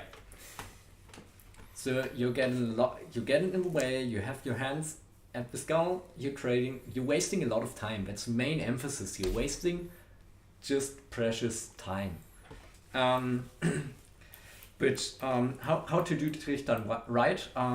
You actually want to have a stable stance. You've seen Dave going for it on 2 points. You actually try to have a little bit more body line on the ground and having your center of gravity very low.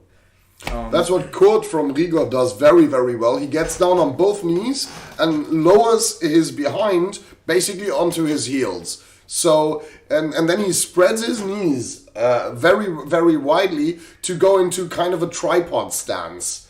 So with the knees like to the outside and then his ass on the heels, which are very close together. So that makes it a very, very stable stance, which is hard to tip over from any direction. Yeah. Which is important as we're going to come to it later. Yeah. So if you got a stable stance, you actually want to just equalize incoming force. So you're not overacting because then the skilled Qwik can actually exploit this. You don't want to give not enough force so that you got pushed away. How to beat this shit? First, we both see Trichtern as a possible technique. We don't like it. We would not advise doing it against runners like me, and Sebi personally would like you to not do it against him because he sees it as a challenge. Possibly. If you're definitely heavier than me, you can actually Trichter, but you can actually hit me in contact anyway. So by Trichter. How to beat this? Actually exploit the weaknesses. The laws of gravity. Physics. Physics. Exploit the stance someone has. So if the defender is on 2 points, for example, just on his knee and on his foot, I tried to show, but you can see Dave. There's still an axis that he is able to move around.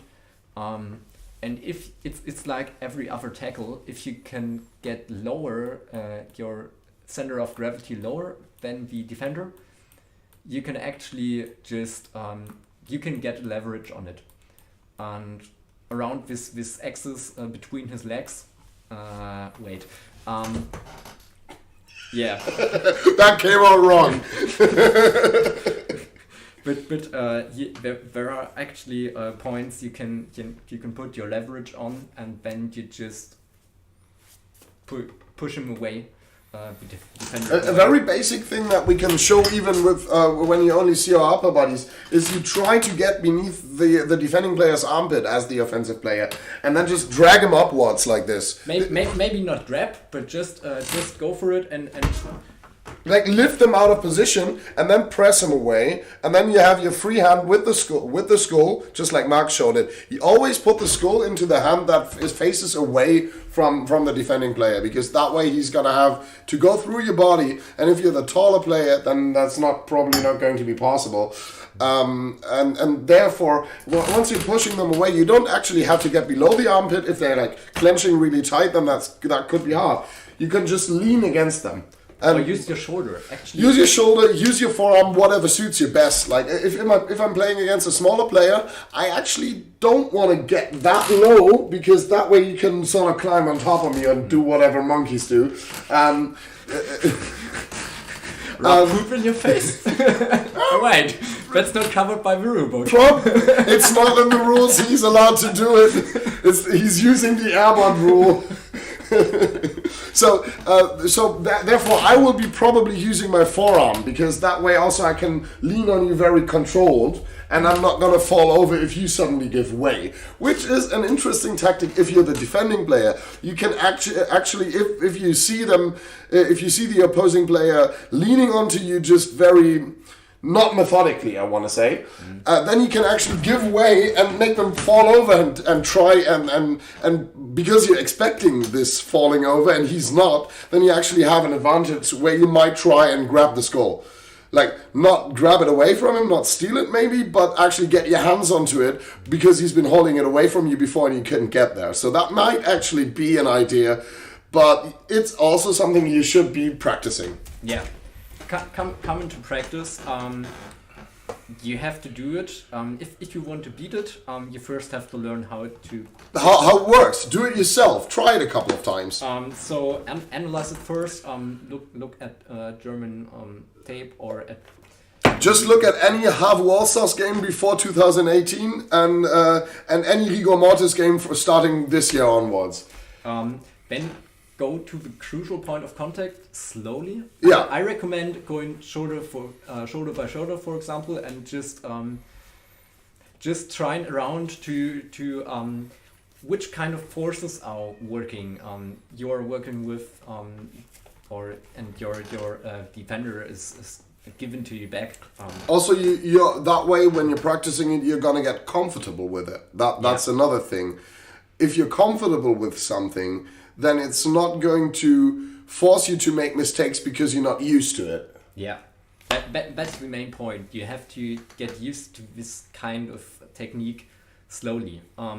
Betrichtern is actually a even if you don't got this as an art form like Kurt, most German Qwiks do it as an oh shit reaction. Yeah, indeed. If they're up against me or something like that. Yeah. Sometimes it works, but you actually, when you want to beat this, you have to get accomplished. You get acknowledged, acknowledged and comfortable with this, and then find this crucial point when you have the leverage, and then go for it on slowly. Go faster, slowly. Yeah. That's the main point of how you perfect something. Start out slow, start out low, and then increase the intensity and increase the speed. So you can actually go for it faster if you got people who have some knowledge in contact high sports, but if you haven't, go for it slowly, work on it work on it part by part. Or else crutches. Or else crutches, or bad shoulder injuries, or stuff like that. No one wants that. And if you're not comfortable with it, either Trichtern or to beat with Trichter, don't use it.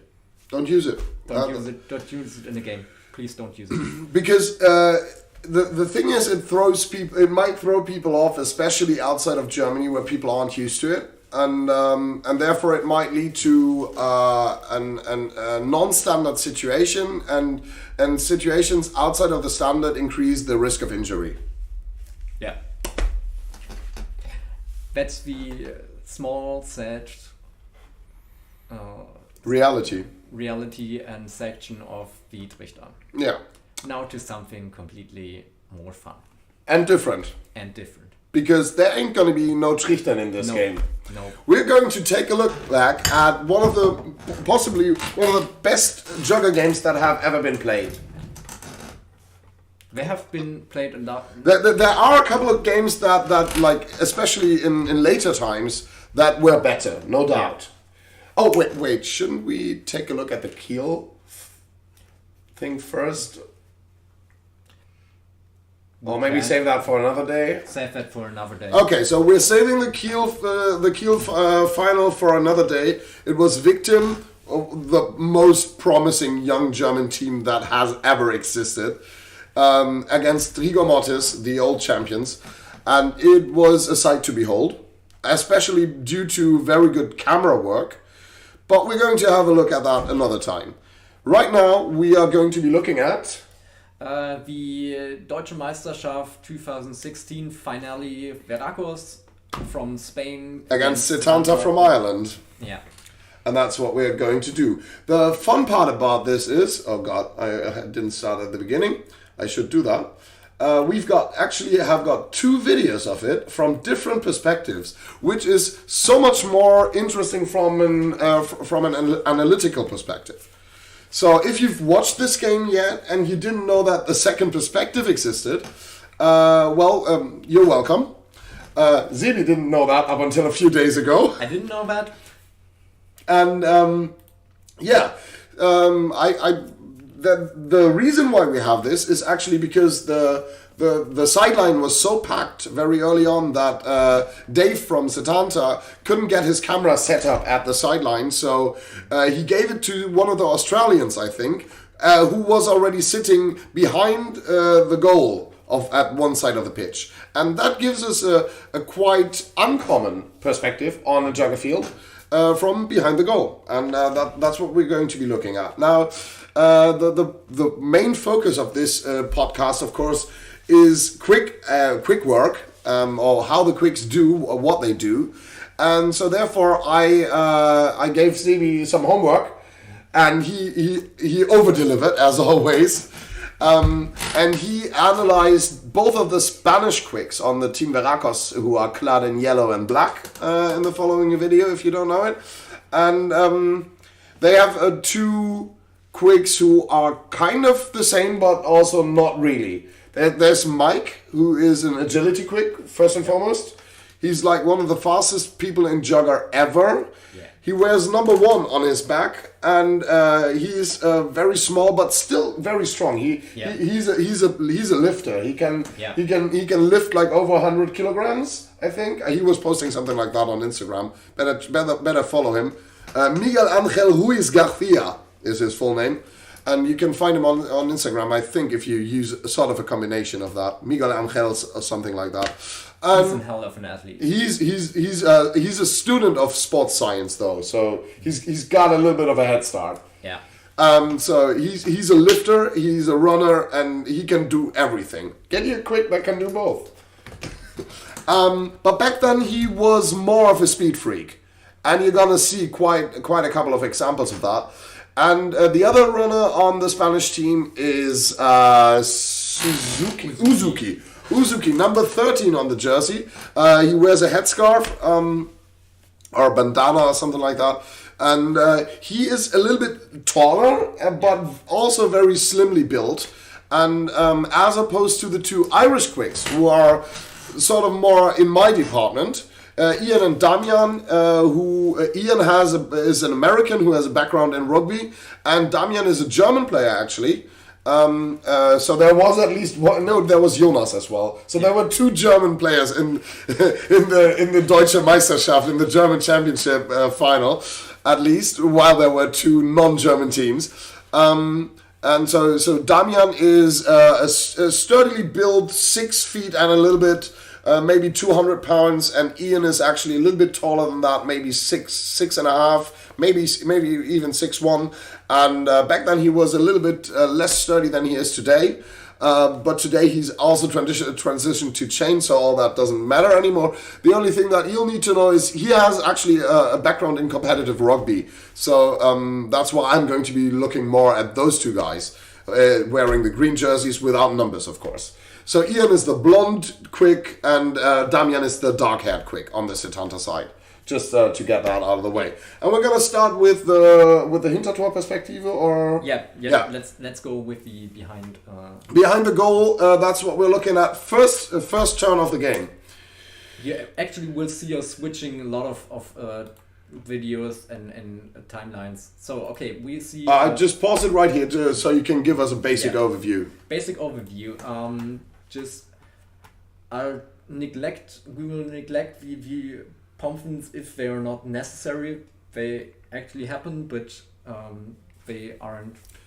They just are important as distractions or help during our job. Okay, what we can see Mike run with the lion just behind it, and go into a perfect shotgun position. 5 meters behind the line, watching out what his team does.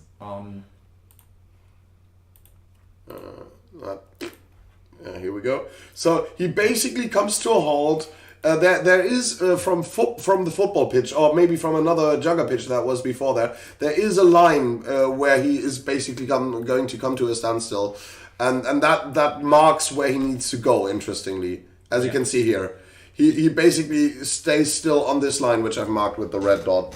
Yeah, I guess they've planned to snap the Qwik to the right side because they did this. They have a shield player, and we got to talk about the how the guys are positioned. Actually, there's a chain player over here, Julio, one of the best chains in the world.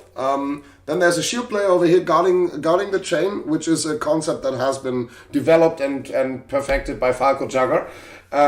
Shield player and chain player together. And then there's 2 staffs over here, or maybe this one is a long pump, I'm not sure. But this is a staff on anti-chain Alvaro, and this player is either staff or longsword. And his job is it in this formation to sweep the ball roughly towards the right side and a little bit back, where then Lobo, the shield player down here, can actually go ahead and bring it back controlled towards the Qwik, who is going to do sort of a sweep towards the right and pick up the skull in between. At least that's the theory right here. Yeah, we're gonna see how that turns out once we roll the tape. I'm gonna slow it down a little bit, just so it doesn't, so it isn't too fast. Yeah. Slow-mo is the love of. So the Qwik, the skull is positioned between the shield and the chain player. So a nice agile Qwik is just step in and step out and step back, and now he has to make a decision.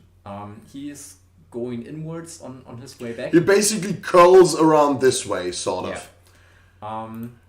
But as we can see from the video, he actually has. He has another way to go. Yeah. And he probably doesn't realize it due to nervousness. That's my theory. Because if you look at it from the other perspective, you can... Oh wait, that was too far. And I also gotta take away this. So right now the skull has been played to over here, and Mike is going to go ahead and pick it up and then go towards the sideline and then double back. All the while, Julio, the chain player over here, is advancing, and he's just creating a lot of space behind him, basically over here. And this is the space that Mike should have been taking advantage of and at least advance into the opposing half. Let's do it in the overhead view. What we're looking at right here is Julio is basically advancing at least up to here, beyond the midfield pitch line. And this is where Miguel is located, Mike, as he picks up the ball. So he has the option of following through with Julio, basically ducking beneath the chain. And then as Julio hits his opponent, then there's just a free running lane all the way over here.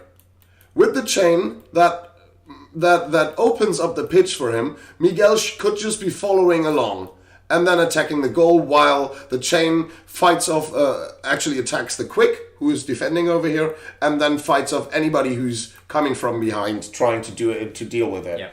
That's what he's not doing, sadly. What he is doing instead is he's running this nice wheel route. And and we didn't actually look further than that, and Sebi's going to take us through it. Yeah. So he's going to make this, and here's a problem. He runs into a roadblock. Yeah. He's calling Houston right now. Mark got his own opponent just right. So basically, what's happening here? While all that pressure by Julio is happening. Over here, this is Julio, this is Lobo, who's supporting him. They are both in the opposing half. This is basically also the midfield line, and not this. Just for clarification, this is just a line from the fields before that were used beforehand. So this might be a little bit irritating, but at the same time, Alvaro, the anti-chain over here, drops back very much and leaves a lot of space open for Jonas, the Setanta chain player, as you can see here.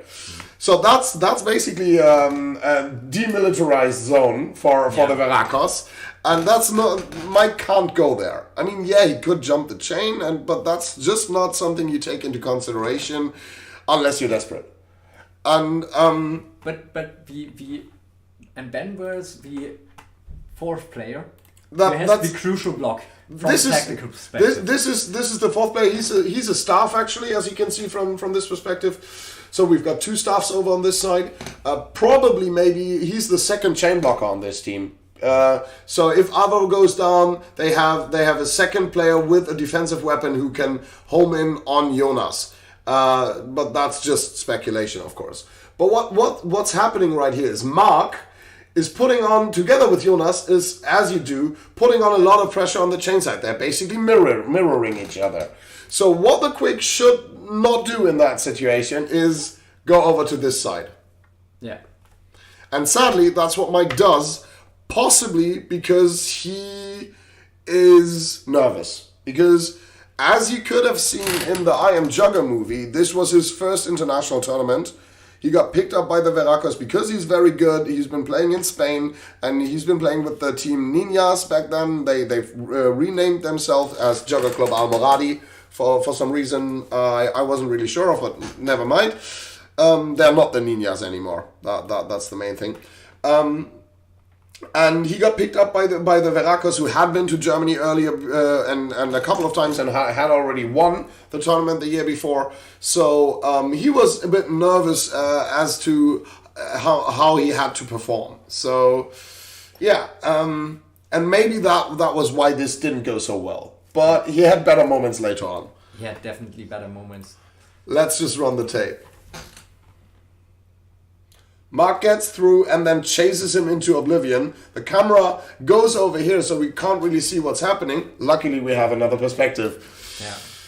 So that's what we're at right now. Mark, in the center of the picture, is chasing Mike, and then there just ever so slightly gets him at the back. Let's have a look at the situation right now. Mark lost the fight against Lobo, who had to come all the way from over there to over here to actually free up his runner. And now what's the situation? Like, put yourself in Mike's shoes right now. What are you seeing? What are you thinking?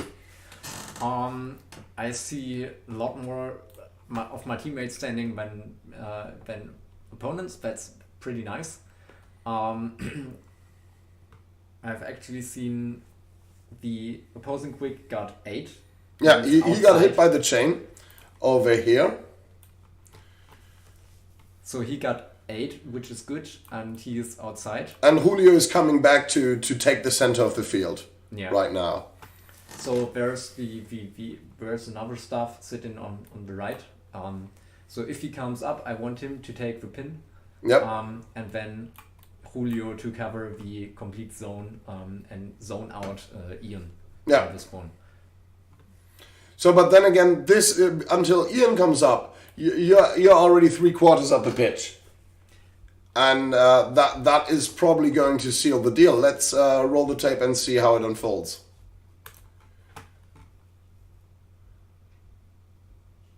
So Verracos now have every Pomfin player up. And there's just one Pomfin player for Setanta, and that's Dave, Hot Dave over here, who is a good player, no doubt, but he needs to take on the whole all-star Spanish team. And Julio now pins Mark over here. Lobo now pins Mark over here. And now it's chain break versus chain, and the chain wins, and then Mike just takes off.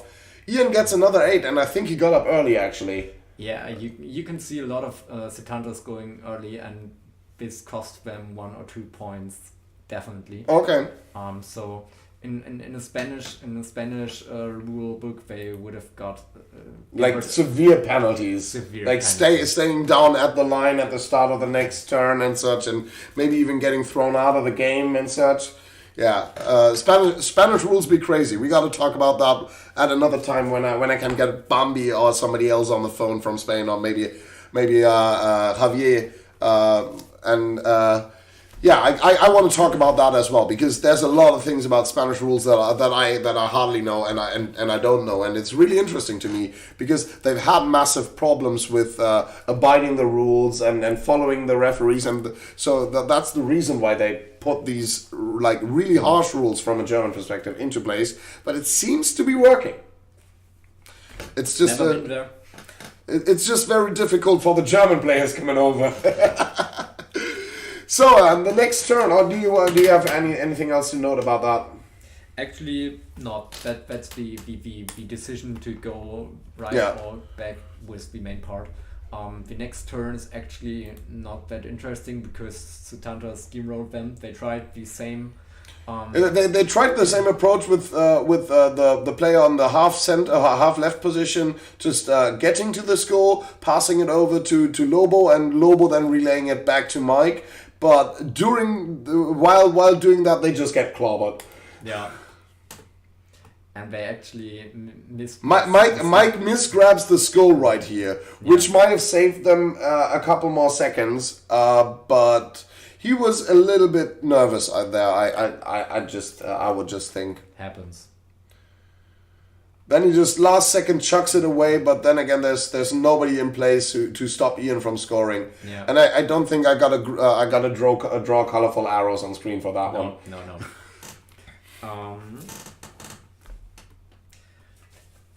Next turn we can see Uzuki for the first time. It's not a very flashy turn. Number 13 over here. But you can see a different approach. He is quite a little bit closer on the line. But then again, they're not even trying to get the skull this time. Yeah. Maybe that's because they changed the runner too, because his playing style is a little bit different, and he doesn't actually want the skull. And the Setantas definitely pressured it hard. So he drops back deep. Very deep. But he also has to, because Mark is pressuring over here, and he's bringing the center back, which is actually a good move because the man next to him got struck pretty early. Dave Edwards is down here, but then again, Jonas is also pressuring. So the Irish are bringing the heat, and I kind of want to go to the other perspective to see what's been happening with Julio. So we're at this. Wait, let me delete this. Yeah, this is Dave kneeling over here. Yeah. So that's the right turn. So I'm just gonna go back a little bit. Yeah, Mark plays the skull back. Ian has the skull over here. super nice. Really smooth motion. He didn't have to focus. This is something Mark has been doing it for a lot of time. It's another point of technique for Qwiks. Teach your pumpers to snap the skull right. Yeah. Because it's nothing more distracting than just run around to get this. It's like if it ends up behind you or besides you, and you have to turn your vision away from the field, you're basically blind for the better part of 3 seconds while you're turning to grab it, and you have to even bowing down can be a problem. Yeah. Like looking down because it's bobbling around and it's not the easiest part. So you really want to keep the skull inside your natural field of vision. That's a very important part. So running in and just striking the ball backward with your two center players can be something you can actually do in training, and also on different surfaces, like indoors and outdoors, and like different length of grass or whatever. So because as you could see right there, that was just a very smooth move, and that was very very practiced and experienced, I want to say. I'm gonna slow this down a little bit. Here we go, and then we can go on. So I wanted to watch for Julio, who is coming in, misses his first shot on the block, and then gets the second, but goes down to a hit from Mark. Just got stabbed from the side.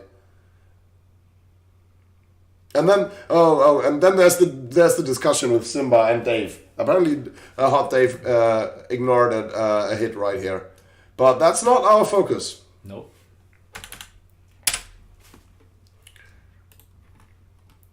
We're going to watch Uzuki dropping deep because of the pressure he gets. Ian trying to go for something, but then realizing he's up against two players right here. Yeah. So he doubles back, and he's got some coverage. So the interesting part is basically Ian's movement, which goes from here to basically sort of up here, and then he doubles back to the safe space, because this is an area that Verracos can't contest. This is basically home free, and he can decide. He's in a very safe distance towards the opposing players. He can decide whether or not he wants to make a run for it, but then again, Julio is going to be getting up in a couple zones, so that lane is probably closing fast, and but he has possession, and so he's taking time off the clock with a 1-1 score. Yeah. On the other side, Uzuki is still staying in his deep zone. Actually didn't bother to move this much to the left because his Pomfun got him covered, and now you can see for the first time people anticipating a throw. Yeah, just staying deep. This is why he's staying so deep.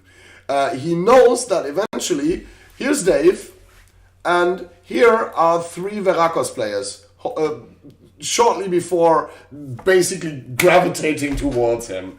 And as anybody who can count, 3 is a higher number than 1. And so most probably, this will turn out to be, maybe Dave gets one of these guys, maybe even 2. But while he's doing that, he's going to get tagged in the back by the third player coming to help. So what Uzuki is anticipating right now is that Ian, for better or for worse, is going to throw it across the field at some point. Yeah. And he's expecting a deep throw because he's seen Ian as a tall guy. He's a strong guy, so that's why he's hanging back that much. You could actually go with. No, just don't run for it on such a situation. You could probably as with the skull, but. I mean, yeah. The thing is, there's one very very small window for Ian, and that is once Alvaro, number 21 over here, once he turns inside to get Dave from the back, that's when you can try and find the outside lane. But that window is, I couldn't fit through it. It's like this tight, this tight, and even time in space. Yeah, and it's like you could probably maybe fit through it, but it would be you would be hard pressed to do it as well if you miss the right moment. Mike could do it. We're gonna see him do it. Oh yeah. We're doing a little bit of foreplay on this. Yeah, this scene is just so gorgeous. It's like it's sex in Jugger form. Definitely. So as projected, the last bastion has fallen, and the yellow tide is rolling in.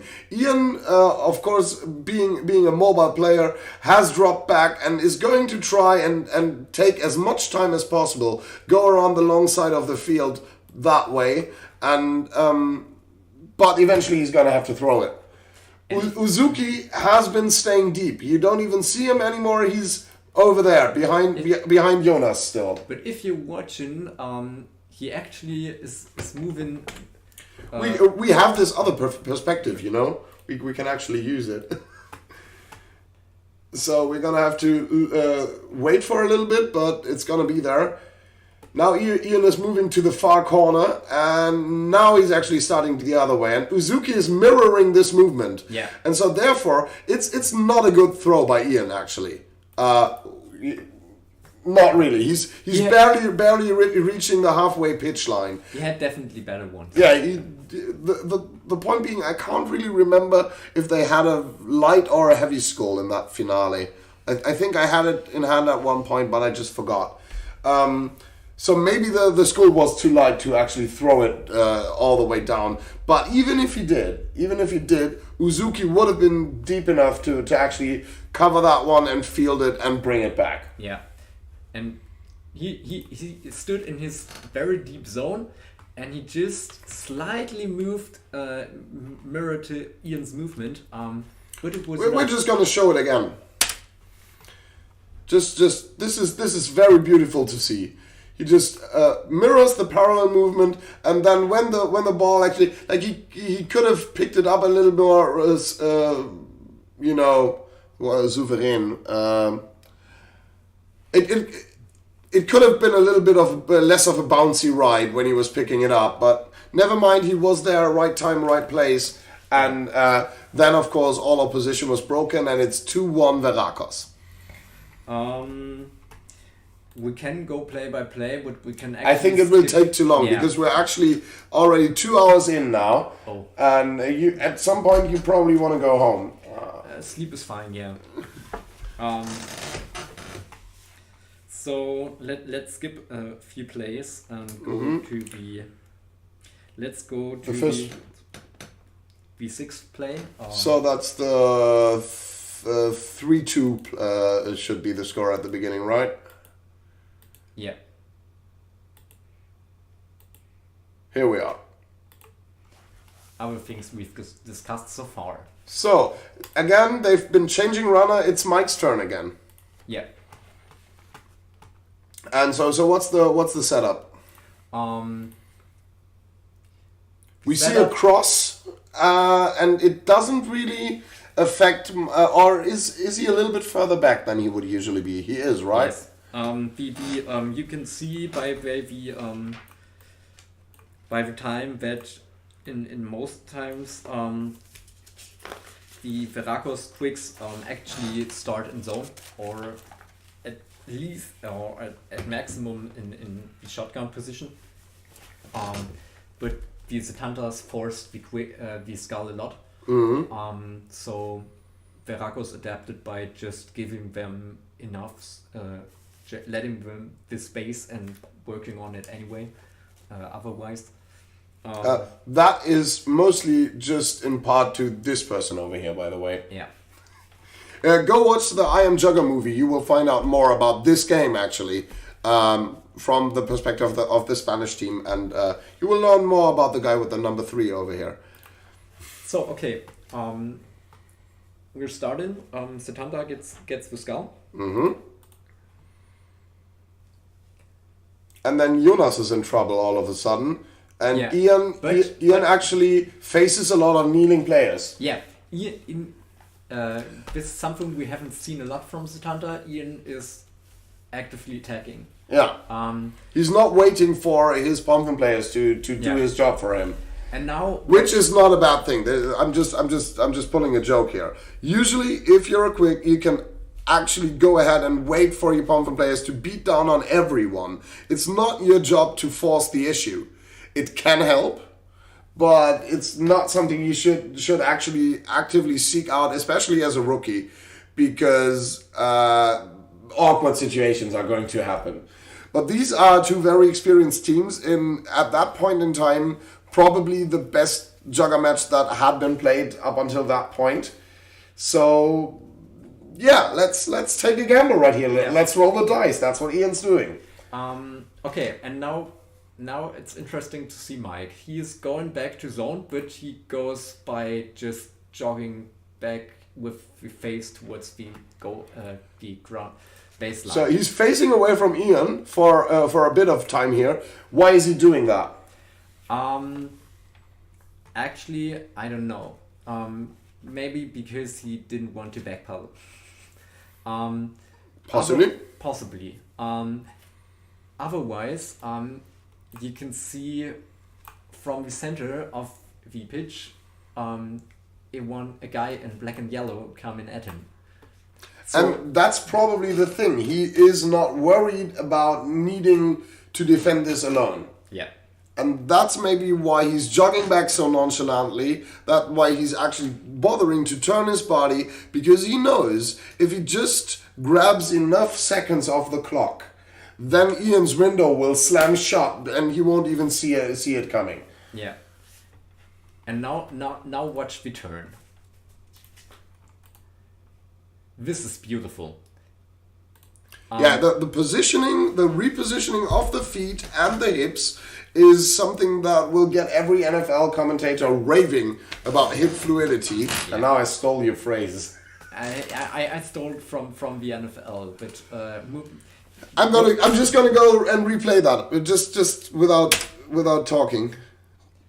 Flop. And it buys enough time.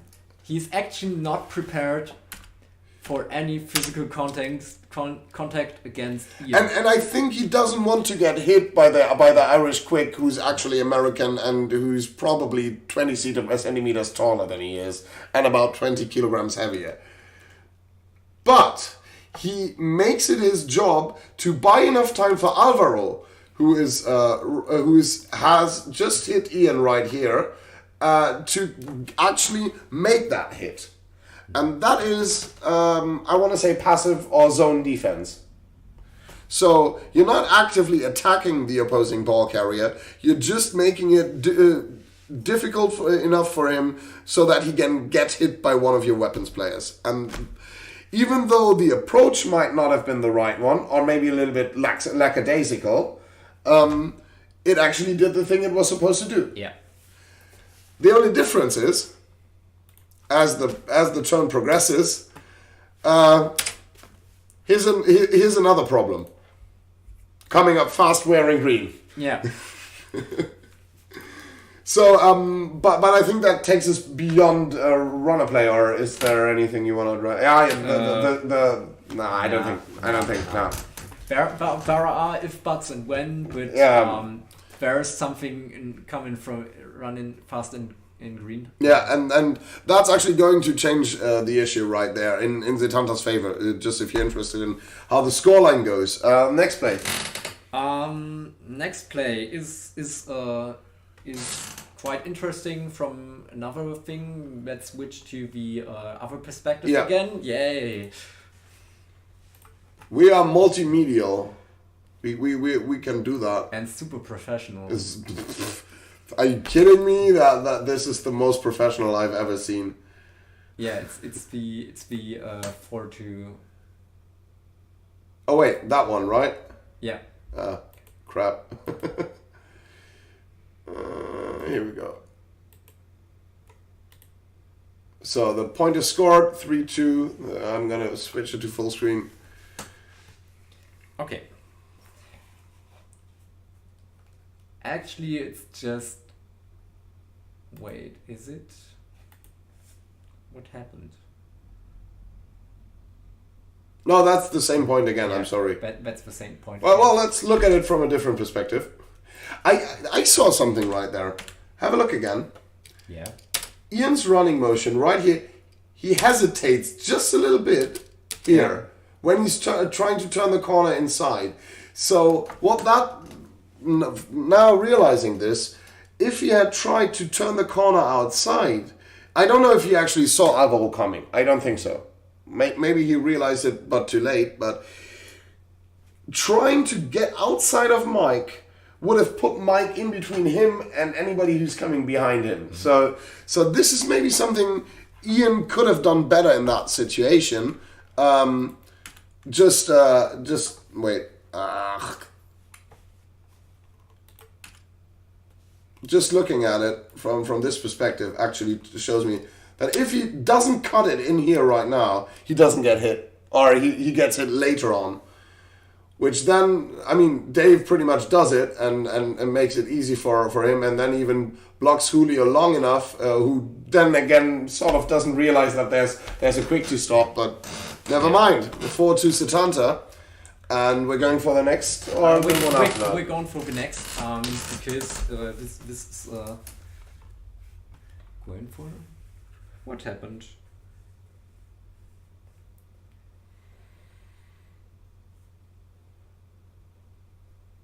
Did you lose track? Wait, it was a replay. It was a replay, for some reason. Yeah. Now we are on. And then they changed sides. Okay. Yeah. They played 3 times 100. Correct. Okay. So clear field. Yeah. Everything is fine. Uzuki is back over here. Yeah. And where's the skull actually? It's still in the middle somewhere. Are you sure? I'm quite sure it's somewhere. Yeah. It was just blocked by Hot Dave's pump right there. So and for the first time we have another quick on Setanta's side. It's Damian, who's more of a power quick, a little bit heavy set, not fat, not like Lena. Aw, that is mean. She will hit you, and you know this. She will injure me again for this, I guess. But she would be doing it rightfully so. No, that was cheap. That was really cheap. But this is Damian playing for the first time. I think this is basically the fact that he's in is basically due to the fact that they're up 2 points and they are resting Ian because of he was fighting a lot in the one before, and they're giving him sort of a breather. But up until this point, no player has been able to touch the skull. Yeah. So what's going to happen next? What's going to happen next? Uzuki is going to try to touch the skull. I say try. Let's go for it. Let's roll it. Oh yeah, right. I remember. And he misgrabs it. Holy shit! Highlight reel, instant highlight reel. So you were ranting about this earlier today. I was ranting about this because it happens every time. Not specifically on this player, but on every goddamn player. I saw Kurt doing this. I see this doing myself doing this a lot. I see other players doing this. It sucks. What happened? So, but what's the mistake? What's the mistake in my eyes? Uzuki was bending his upper body at the hip and actually a little bit at the back. But for most people, it doesn't. Their arms don't reach the ground, especially when you're in a forward motion. Use your knees, bend down in your knees and get low enough. Most things you have to do as a Qwik are on ground. So bend your knees. Or at least skill shore hands. So you can reroll this goddamn situation.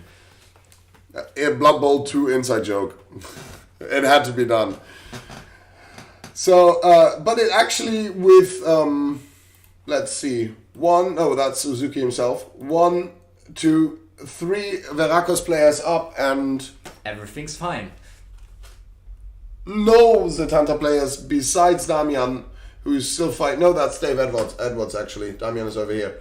But he's also dropped his Pomfin. So this grab isn't going to cost them the point. No. But it can. But it could, if they hadn't been dominating the field anyways. So he just goes back to grab it. And Jonas and Todd, Dave and Mark are kind of debating what went wrong. Okay, and now it has finally come in chrono. Oh yeah, right. This is you know the NFL turning point videos? No, but I actually... You should go ahead and look at them on YouTube once you get back home now. NFL Turning Point. They basically like pick a random moment in an NFL game and say this is where things turn around, and like in the Super Bowl the year before this year, it was the Philly. Yeah. So that was the turning point. And then they like go into great detail and great depth and like analyze it. And this is the turning point for this game. Praising myself before this, I noticed this actually. I put myself on notice. This place destroys opponent's moral or just boosts your own team's moral. I had the same situation 1.5 years ago with the NSA at the Deutsche Meisterschaft in a play against Leipzig. We were actually a little bit behind, and I actually get the skull run around a bit and took a very aggressive run towards Vimal only against the chain. Martin from Leipzig playing chain, and he swung at me at chest high, I guess, and I jumped this fucking thing from running and landed and could score. And it was just a fucking moral boost for us. And Leipzig actually collapsed after this. So we could finally beat them. So yeah, this such plays, they don't happen very often, but if they do, they wreak havoc. Yeah. So welcome, like they say in one of my favorite YouTube shows on SB Nation. Welcome to a moment in history. Oh yeah. We're gonna just let it roll once and then pick up and take the other perspective, for example. Yeah, right. Play develops. Yeah. Play develops. There's the throw. And there's going to be a flash of lightning going past you right now. I mean, this is not real speed. This is 3/4 speed. Let me put that on real speed.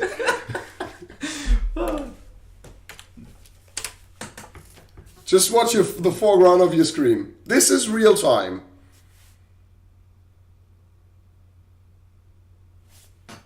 Fucking speechless. Let's go through the other perspective. Yeah. Yeah. Oh wait. This one is so good as well. Speed fucking kills. He runs. The perfect thing is actually the anticipation of the throw, and then just... And we're gonna see it from the other perspective in a second.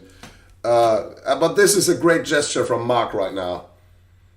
He gets down and bows down on the... And like, that was... Like, the crowd went hysterical when that happened. And also this movie is pretty good. You should go check it out if you haven't watched it yet. It actually came out a year later. Yeah. So you can find it on YouTube. You can find it on YouTube, yeah. We're gonna go back to that point. It's after that one. Yeah. There's just a little bit more of tension, you know. We had enough tension today.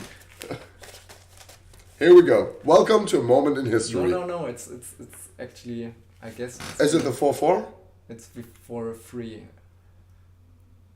Oh right, yeah. Wait. Welcome to a moment in history. By now. Again.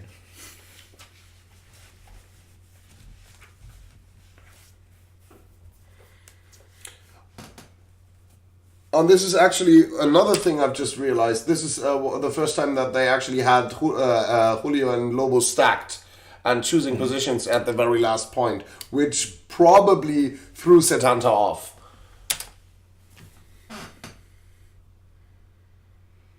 But they actually reacted quite well, so match is quite even. So, and this is just...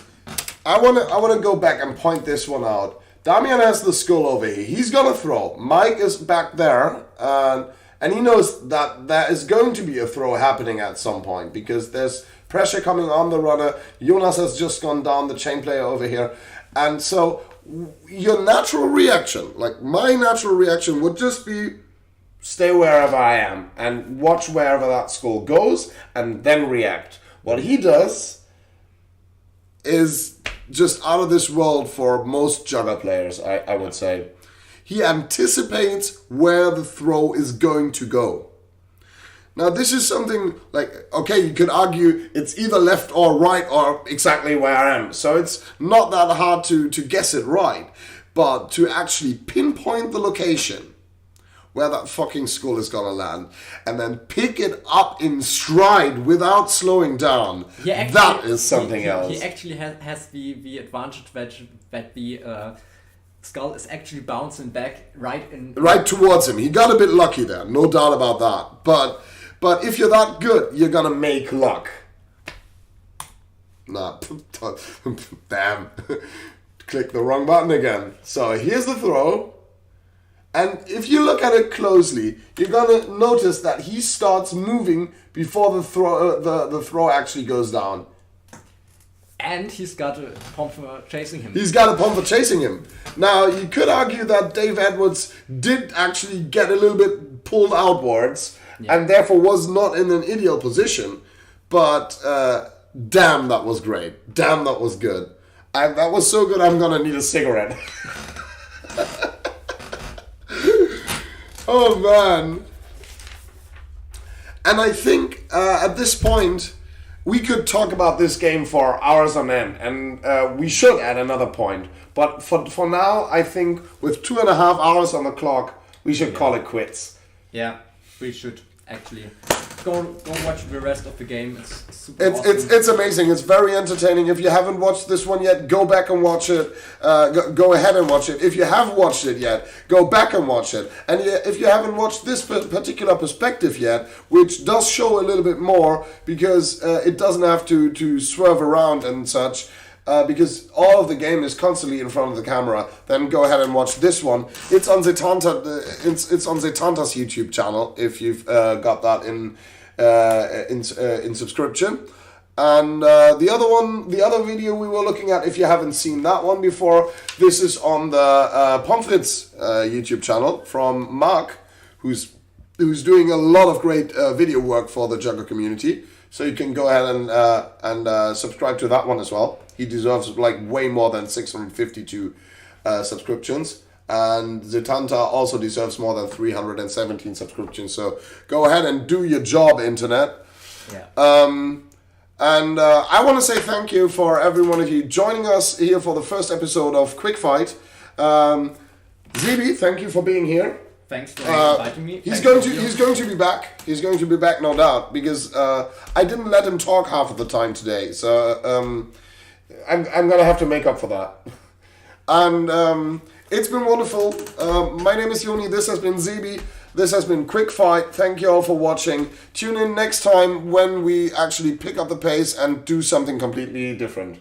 There's a lot to cover we haven't ever spoken about. There are topics I can actually speak not from an expert perspective, so a lot of things to learn. Indeed. There's so much to learn, and you should never stop learning at all. So until next time, and as John Green says, don't forget to be awesome.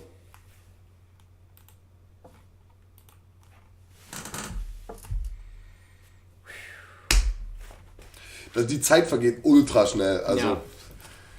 Ich verstehe, warum sich in Fernsehsendungen auch gerne mal einfach ultra sehr kurz mit Dingen befassen.